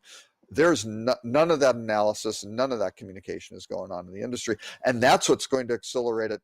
I'll give you a great example. In 2005, Hurricane Wilma hit Cancun. Category 5 hurricane, sat over the Yucatan Peninsula for 52 hours. Like, oh, good, we're in a blender sort of thing, right? Decimated. I mean, they had palm trees in guest rooms and toilets filled with sand. I mean, just horrible situation. So the industry starts coming back. The time I was with Mark Travel. What did we do? We tried to how do you bring this back faster? And it's like, people have to see what the outcome is. So instead of having, well, we'll do a video conference with people at their sales offices in Miami or New York or whatever, it's like, no, we're going to go down in destination. We're going to send video crews who will film, and we can go have this presentation and go, this area is back, right? The Mexican Caribbean is back because all of this footage that you're seeing was filmed within the last 7 days. And we have the general managers of all these products, and they held it at Xcaret, which is kind of a, tourist destination, things like that down near, Playa del Carmen. And this is great. And all of a sudden it's like, these are the GMs. These are the guys. Yes, we are open for business. We are doing such and such. We are ready for you. Here's how everything is. And again, that was kind of the natural destruction, crisis sort of thing, or the big, epic, hurricane impact.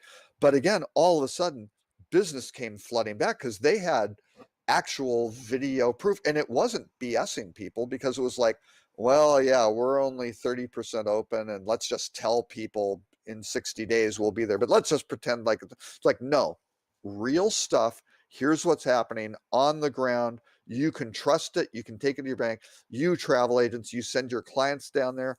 It's going to be great because the experience is fantastic. There aren't any crowds. You're going to get service like you're, royalty, and and the prices are low, sort of thing. You need to do the same thing in the group world, is going, look at, you are our focus.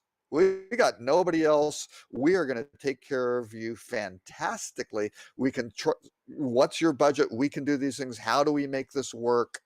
Let's go. That's what the conversations need to be. And that's where you need the good salespeople to really get the bottom of the funnel and get this stuff closed, as opposed to how do we efficiently deal with this from a technology perspective, to kind of give people information. They don't need the deep conversations and things like that at that point. They need the basic information to figure out, good, I need to move to the next stuff down the funnel and go, and now let me get an expert to really nail this thing down and figure out the contractual terms of, oh, I don't need 100% deposit that's non-refundable 9 months in advance. Cool, that helps me.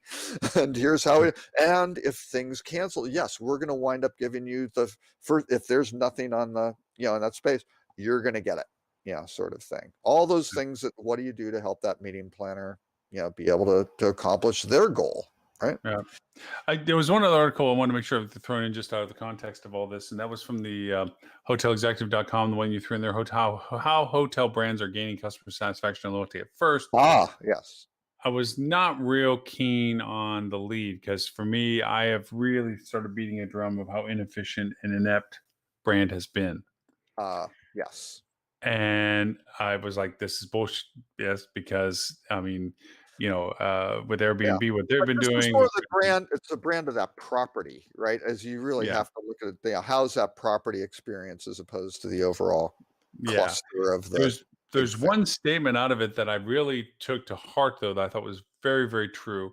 And it was under the subcategory of tapping into prevailing mood of the traveler.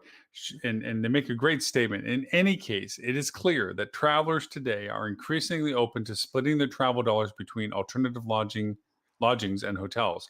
Right. Often their choice depends on the experiential objective customers have.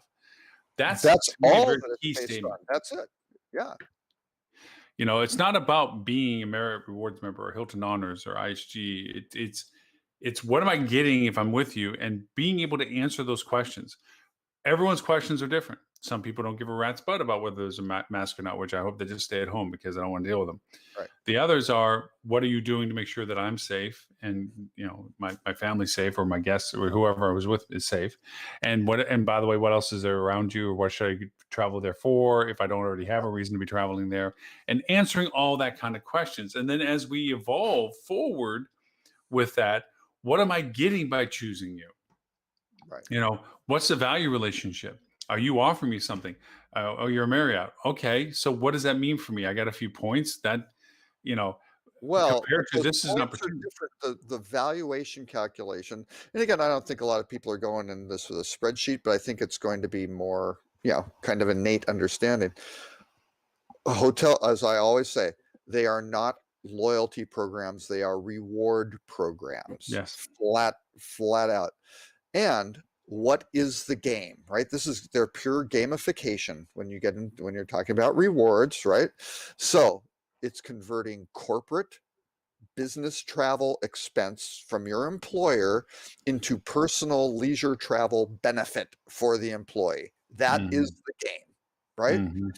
When you remove that corporate travel spend from the equation, all of a sudden it's like, oh, am I going to pay full freight at a Marriott or whatever just to get points so I can return for X cents on the dollar for my vacation? That's not a beneficial ROI for the guest. So Right. all of a sudden that's going to disappear, and there's going to be a bunch of flexibility. And that's exactly what happens coming out of these downturns. Like, wow, look at the OTAs grew. Well, yeah, there's a bunch of brand agnostic customers going, well, where can I get a great experience at the best possible available price? And I'm not saying they want to pay $50 a night to stay at a G6 or a Knights Inn or whatever the case may be. That could be, can I spend $650 a night instead of $750 at the Mhm. luxury, whatever? Why should I spend more than I need to? That's a negative to me, because I can't go, yes, maybe I have a ton of money, but again, why would I waste stuff? Why would I set that stuff on fire? Right? Mhm. How can I get more value for my dollar? Right? And that's Right. the bottom line of it. Well, And people you're making always all those equations. What's my experience? I feel safe to travel. Hey, I'm not going to get sick. And I can go do whatever. That's fantastic. Well, if it's go to New York, it's not going to be to see a Broadway show anymore, right? It may or may not be to be in that restaurant and to dine in. So that's going to be really tough. But there are a bunch are the museums open? Oh, and they aren't crowded? Mhm. Wow. That's a great opportunity all of a sudden. To go do some really, really cool, great things. But again, it may not be the same target market of people doing. And that's the key element to this, is that you're Yeah. now having to identify and communicate and answer to people that are asking questions that go beyond what you used to be familiar with, which goes back to our earlier discussion about those businesses that have abandoned keeping up with all this stuff and did whatever choices they had to coming back into the market, and literally the world has changed. And knowing that what they used to talk about is no longer relevant because there's not enough people interested in what they had to say anymore. And to your point about the corporate travel, everyone acts differently when it's money out of their own pocket. If it was the company spending it, then okay, sure, I'll stay at a Marriott because I can burn, get some points for me that I can use later and all that. And like I said, that was a model that worked. Well, that model isn't the same anymore because corporate travel isn't coming back. And I'm, again, going back to the article I slightly disagreed with about group business and so forth. I don't see it coming back. I hope Bill Gates is wrong, but I don't see it coming back in the level that really is going to say, boy, that was just a, bad year, but we're back in biz on this stuff. And that's what Jan always says. The V goes down. And basically what he was saying in his article, he said, and we're looking at this stuff coming back, and it's going to be 5 years. And guess what? We don't project out that long. But 5 years from, basically, he said, whatever it is, 2025, 2026, he goes, it's not back to 2019. at Yeah. that point. Yeah, And we no, don't know because we don't even have the numbers to back it. But look at this trend line. Why would that trend line go like that? And then all of a sudden hockey stick up in year 4? It's like, what business driver would cause that outcome? Now, that said, I said from a positive perspective that the negative for most places is that they've reduced their footprints and for the mothership. We talked about that before. That a 3-story lease in a building in Dallas or New York is now a 2-story, even a 1-story lease because they don't take that space up anymore, and that's going to have its own metrics associated with that. But from a positive perspective, I believe that there will be more mothership trips of people that are working remote now. And every once in a while, whether it be once a quarter, once a half a year, once a year for some, whether it's not necessary for most, they're still going to come back to the mothership. And I think from a group perspective, there is an emerging potential market, even in the short term of a year or two, where hosting and creating mothership returns where, okay, look, the office that we used to have 3 stories is now 1 story and it's really small. And we all want to get everybody together. So what's the nearest hotel that has the meeting space, has the rooms, has the caliber, has the stuff that we have everybody show up for? And we spend our 2-3 days and have our corporate gatherings, have our breakouts, have our departmentals, have all that stuff that we want to do. Get everybody together, get the culture reinfused, get some happiness, joy, first time meetings in person, all that stuff. And then everybody goes back home and works again. Right. I think there's a market for that that's going to come through. Is it going to replace the old market? No. But I think that is a market that we didn't have before. We had training travel. We know that. We had people that had to come to the mothership for training. We had corp travel for people that were road warriors that had to still come back to the mothership. And they didn't live by the mothership. They worked from their home because they were traveling from wherever they were at. And they'd have to return to the mothership for a variety of reasons. Those still exist and they will continue to exist, I think. Yeah. But a lot of the sales travel on a negative is instead of the 2 or 3 road trip travels, because somebody was already on the road, let me stop by their office. Hey, I'm in the city. Can I grab some dinner with you? Let's talk some shop or whatever, is now less frequent. I think that the 4 to 5 trips is now the 1 trip. And the 1 trip is for a true destination, not necessarily because they're going to hopscotch. Right. Well, and I think that's where Gates' number, when he says 50%, you start saying, well, wait a second. How do you start carving out this number? And you go, how many, let's just say corporations at this point, how many corporations are going to say, hey, we are going to cut our overall number of trips? Like you normally hit the Northeast 4 times, you had that quarterly trip. Let's do it twice a year, right? Sort of thing. That all of a sudden, that could be a dramatic cut. That could be half of their travel, right? But that's, let's just say that cuts out, things like that cut out 15, 20% of the trips. Okay. All of a sudden that corporation's travel spend is, how many of them are going to go, hey, instead of sending 8 people to that meeting, we're going to send 4 or something like that. Right. Or how many are going to be, instead of making that a 4-day trip, let's just make it a 2-dayer. And also let's just consider too chunks out of that pie. And if you start doing that, you start going, oh, I can get to 50% pretty quickly and easily, right? And it's not just all coming out of one thing. It's just like you're getting, And also add to those same traveling issues where it was no big deal to go to Boston to Cleveland or whatever, to say, I don't want to fly. Maybe the rates are still high or whatever. And the airlines, let me just drive. Yeah. And the airlines now have divvied up even further the origins and destination. I mean, my daughter happens to be in Wisconsin right now with her boyfriend, right? It used to be Southwest flew nonstop, American flew nonstop. I can't remember. Delta had one, maybe from, I can't remember. It was a weird one, like from Madison or something. All of a sudden, no. It's just American. It's got that nonstop on Milwaukee, Dallas. That's it, right? And frequency's down, right? The numbers of flights per day, it's 2 per day. All of that stuff is gone. And so you kind of go, oh, yeah, if you want to fly on Southwest, you got to stop in St. Louis or Nashville or wherever on the way to get up there. That dynamic has changed. And a lot of these airlines are going to be going, yeah, for leisure travel, it used to be subsidized by corporate travel. There's not corporate travel. If you got to fly, you're going to pay, sort of thing. And you're going to go to multiple places. It's not just going to be dropping you off in a certain spot, But that goes back to the fact headwinds. Those are all headwinds for hotels going, oh, wow. Now that they're spending more on airfare, what's the total value of that Well, trip? you bring up a great and what's point. the Say, for instance, ROI? yeah, say I was going to go to Philadelphia to Cleveland, and all of a sudden I have to go through Nashville to do that. Right. Okay, well, I don't have anything in Nashville, nor do but I do have something maybe in Cincinnati. Well, I'm not going to fly from Cleveland to Cincinnati, and I can't fly to Cincinnati without going to Cleveland. So why don't I just drive from Philly down and hit both, because I can do both in a car, and leave it at that, or train combo, or fly and then drive with it.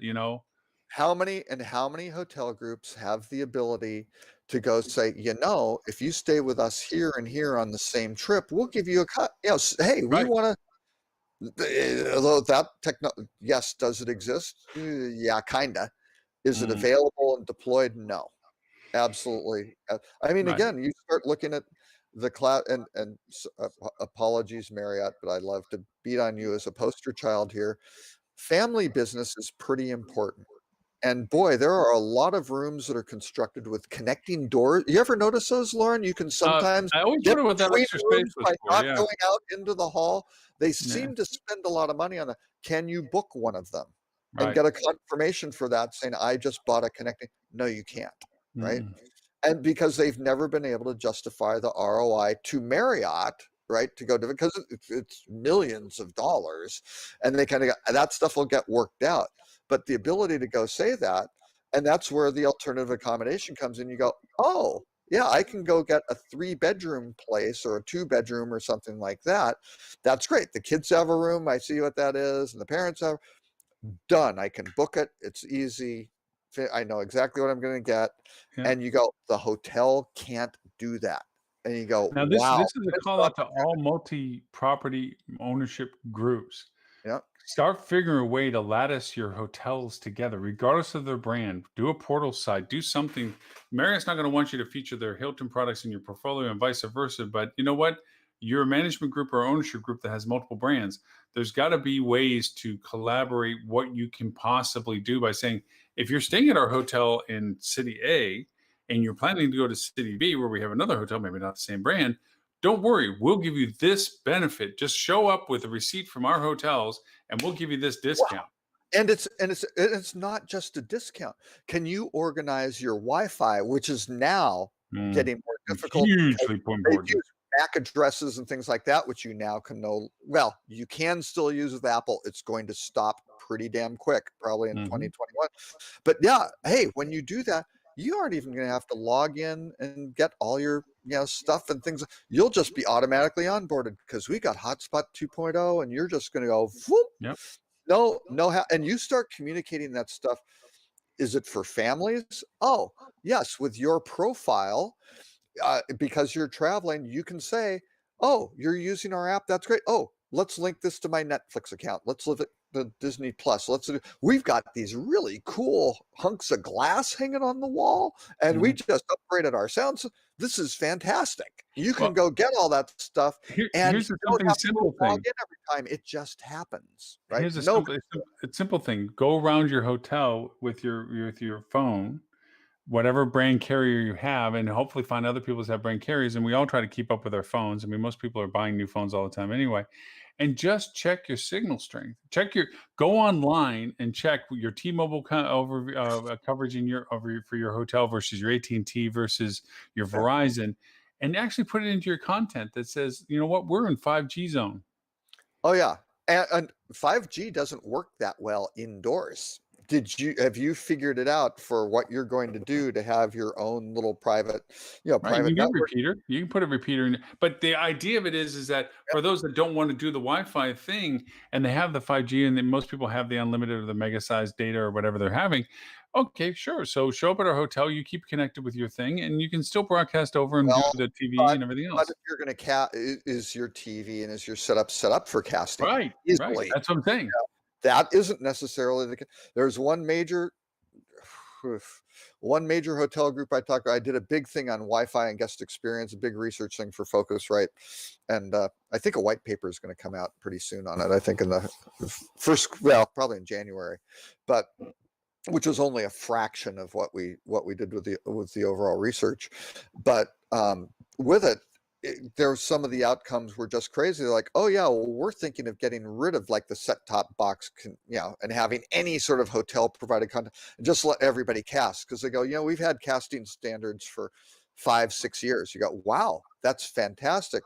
And what is really the deployment of those standards by your hotels? Well, yeah, that's kind of a problem. It's only about 7%. And you kind of go, oh, yeah, you've had it for 5 or 6 years and only 7% of the hotels are 7%. deploying it. That's not a good combination, right? No. So yeah, so those little, those hotel apps can do a lot of, yes, everybody's focused on touchless and go in and not have to interact at the front desk and pick your room and things. That's fantastic. Open your door. But then what's the experience in the room, especially Right. with the Wi-Fi, being able to order from room service and things like that? Hey, why do you have DoorDash and Uber Eats all over your hotel? You've got a freaking restaurant downstairs. You've got these big banquet kitchens that aren't getting you. There are Right. some really interesting opportunities that, again, and now the ghost kitchen thing's finally kind of coming up, and you're like, yeah, 9 months later, you thought ghost kitchens were an opportunity? Come on, guys. That's a Yeah. little slow here. So, Yeah. yeah. Hey, let's hit the boop or the ruh-roh and then the boop. Hey, Which way we do? Yeah, because it's Christmas Day. we Ruh-roh should not first and do leave with the yeah, boop. yeah. Well, the rut-row was, and sorry again, hoteliers, trying to be profitable, because that's it. But it's basically, there's a new rule that can cost waiters more than $700 million in lost wages by allowing employers to take more of their tips to pay other workers. Right. So this is the classic. And again, I'm old enough, with quite my first jobs in hotels were, I was bussing tables and cooking food at Sun Valley Resort, right, which was great. I was getting paid $1 or $2 an hour, because some of them were tip positions for banquets.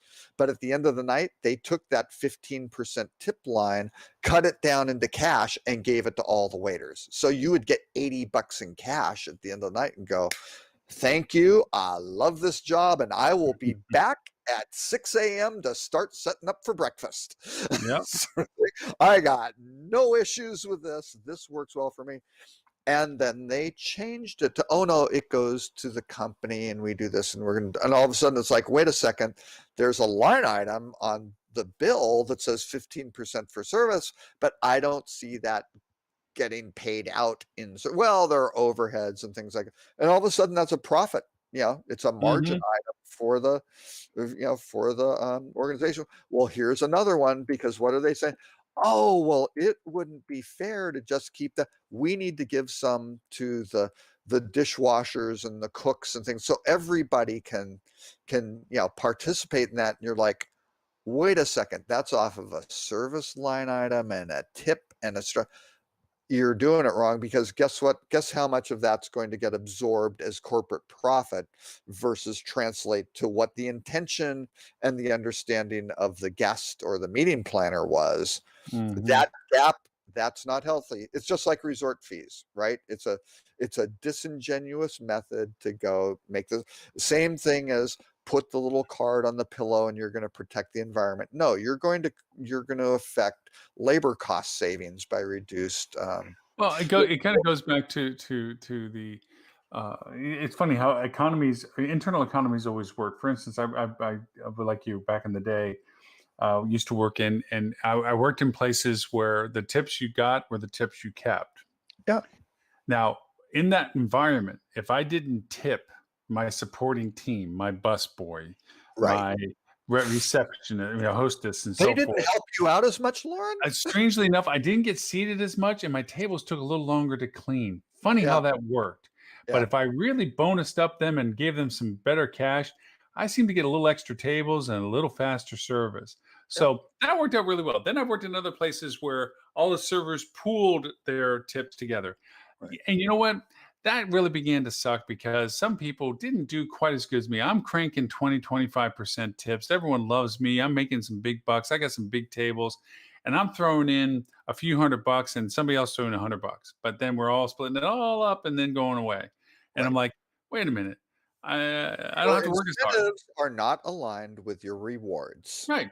And when they started saying, well, you need to tip the dish and the line cooks, I'm like, excuse me, that's your job. You own the place. You pay Right. them. If you don't pay them enough wages, I understand if we have a bad cook. Guess what? I'll then leave because I need to go to a better restaurant that I can make more money from because Right. instead of serving shitty food, I'm serving good food On because they're paying better clean, cook. on dirty plates or whatever Yeah, with and dirty silverware. plates and everything else. Oh, I You got a pay your bonus for hourly extra staff what they food pay, on and the that's a choice for them to make. Yeah, there's extra and food on the fork that I didn't even know I was going to get. what's this extra thing?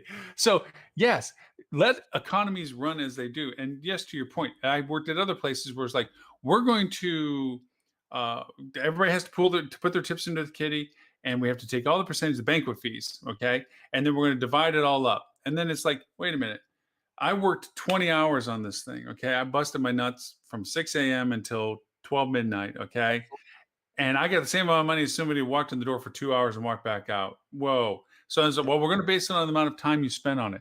Yeah. Okay. Here's the thing.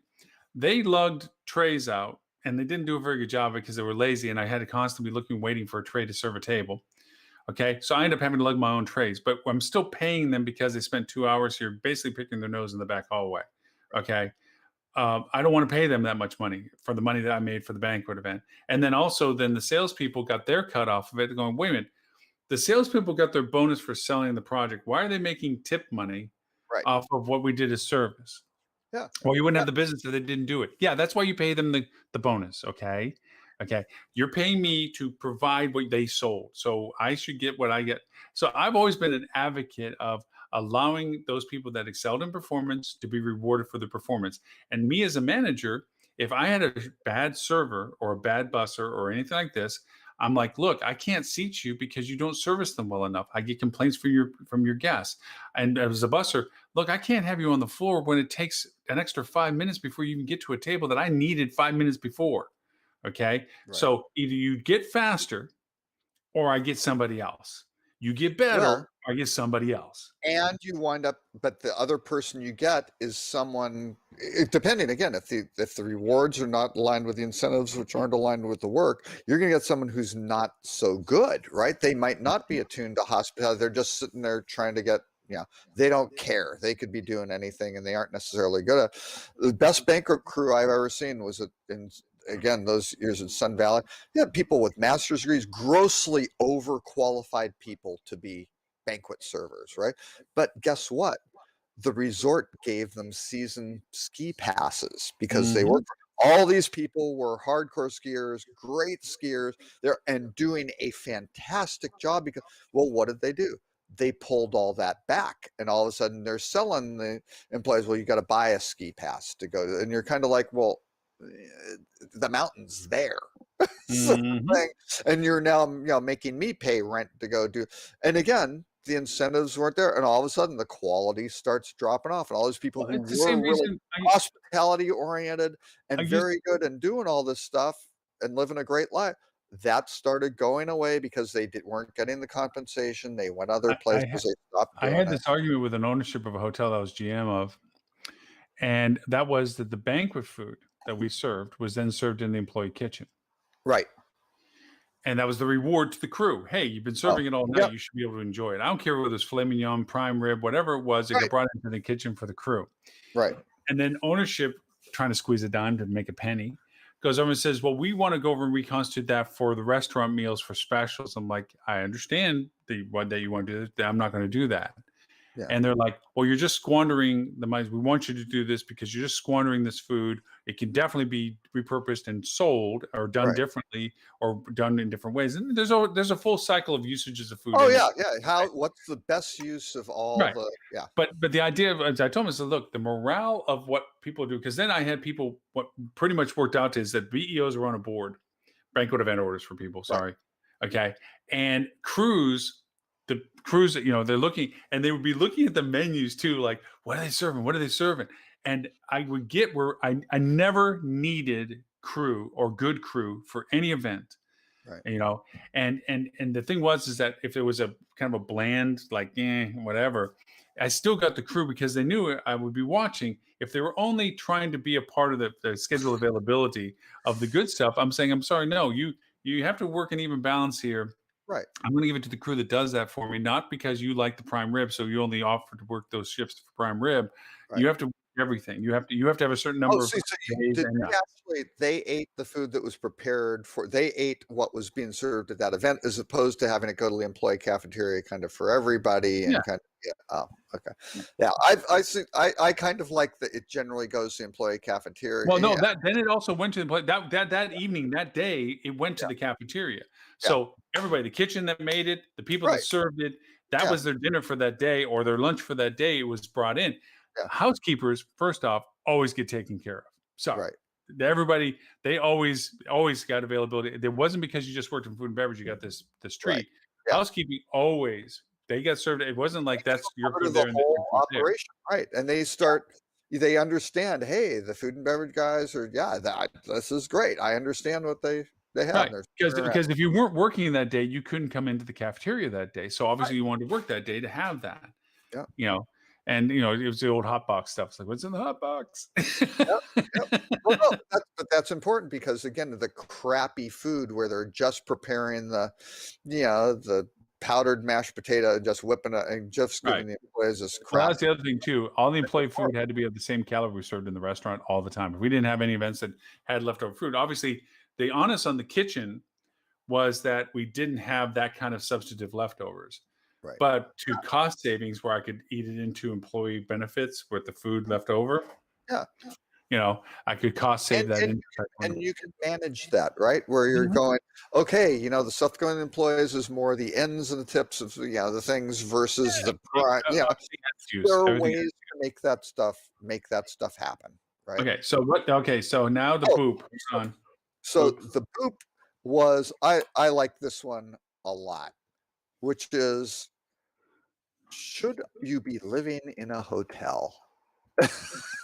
And they gave an example. This is from Architectural Digest, and they picked some good ones. So I don't know if you looked through them, but and again, they kind of started off with all the kind of celebrities who lived in hotels and things like. And Adele was I can't remember the for the Library Hotel in New York, or no, the Elysee, who lived, I think it was like Cole Porter or something, lived there for like X number of years and things like that, which is great. And they have a suite with the or no, actually I think he was at the Waldorf, but it was some writer or things like that. But they have some great ones. They have the Standard in the Maldives, which is very nice overwater bungalows with private pools. So why would you want to get into the water of the salt water? You could be up on your own thing. Or the Drake in Toronto, which is again kind of just this very cool little hotel on Queen Street West. And again, it's adjacent to the hotel. They have 2 long-term stay 800 square foot lofts, and you kind of go, that would be cool. Live in a loft on Queen Street West. It's only 2,500 Canadian a week, so you got to pay $10,000 a month. But hey, that's nice. The Betsy in South Beach in Miami, Sugar Beach, which is a Viceroy in St. Lucia. I mean, that's just a spectacular setting. Brown Living in Tel Aviv. Not familiar with that one, but looks pretty good. And Round Hill on Montego Bay. I've been lap property. It's fantastic in Jamaica. The Crane in Barbados. Again, another spectacular. It was a health spa built in 1887. That's pretty cool.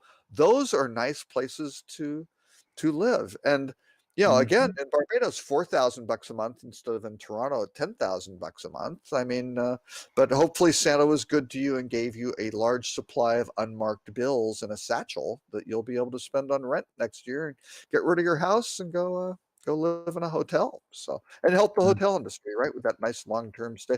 And you probably won't have to pay the hotel tax, right? If you stay over 30 days. Stay over 30 days, you don't have to, right? You got a saving if that's right. New York, you're saving 18% right there. So yeah.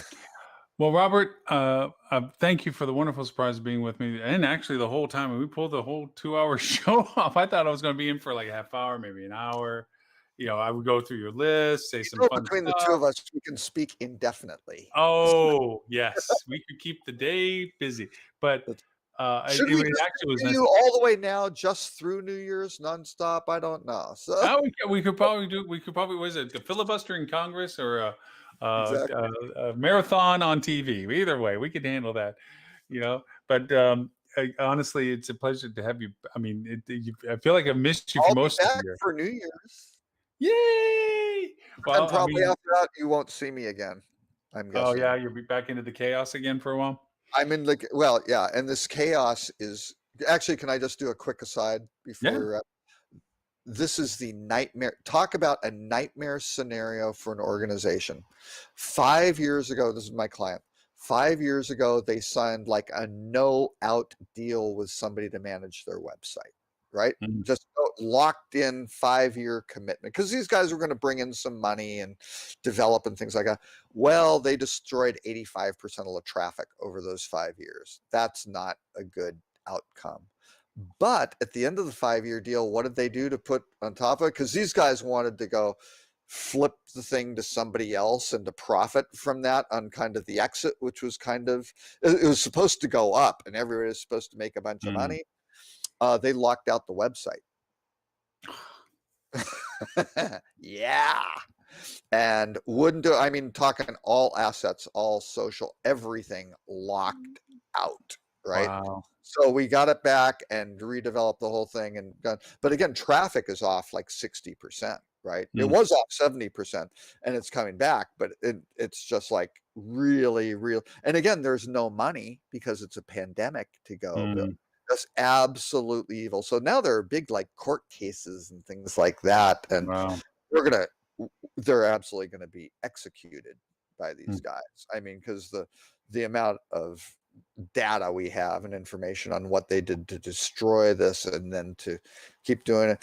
And then the pièce de résistance was they accidentally took this entire website and loaded it onto another URL, which was very similar to this, and it actually went live, right? They didn't mean to, but they're idiots, right? So it was like, oh, so how did all of the content that said copyright XYZ wind up on this other URL these days and be ranked in Google? Because we went out and did a site thing and go, oh, you've got X numbers of pages and here's where they are. And oh, we did a site map and we compared the timestamps of those, the XML site map.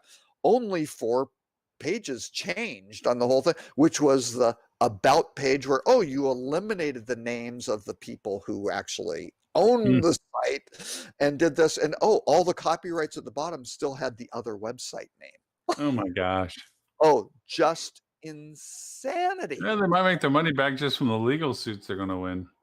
Oh yeah. Yeah. And I'm telling them, you go for everything that you go after their family members, you go after. Robert, Mr. No Mercy. Oh gosh. Oh, no. It's they destroyed your livelihood. You go back and you make them pay literal. So yeah, that's what's taking care of my Fridays for the last, again, since April. It's just like, yep, I got that scratched out to go to, Well, it was nice to have you back this time and for spending the whole time and Christmas Day. I'm going to go and be a get great plenty of things done. Great case study on how to redevelop a website at some point. Yeah, you might. It sounds like you will. I'm going to do. Engagement is through the roof. The number of page views, the number time on site, the whole everything is going. But they just don't have traffic, right? Yeah. Because they destroyed all, and they didn't have access to any of the assets, and they're gradually trying to pay to rebuild all the stuff, all the blog posts that were done from that were still relevant from 2012, and to be updated, things like that. You know, none of that for the thousands of pages the website exists, right? So it's just horrible. What's the rest of your day going to look like? Rest of my day, the unstructured, no plans. I'm going to do my podcast recap of today. And I think I'm just going to call it a day. Well, actually, I got to produce a little infographic for a client. We postponed all of our family stuff. Actually, my younger daughter is off, boyfriend, and out of state.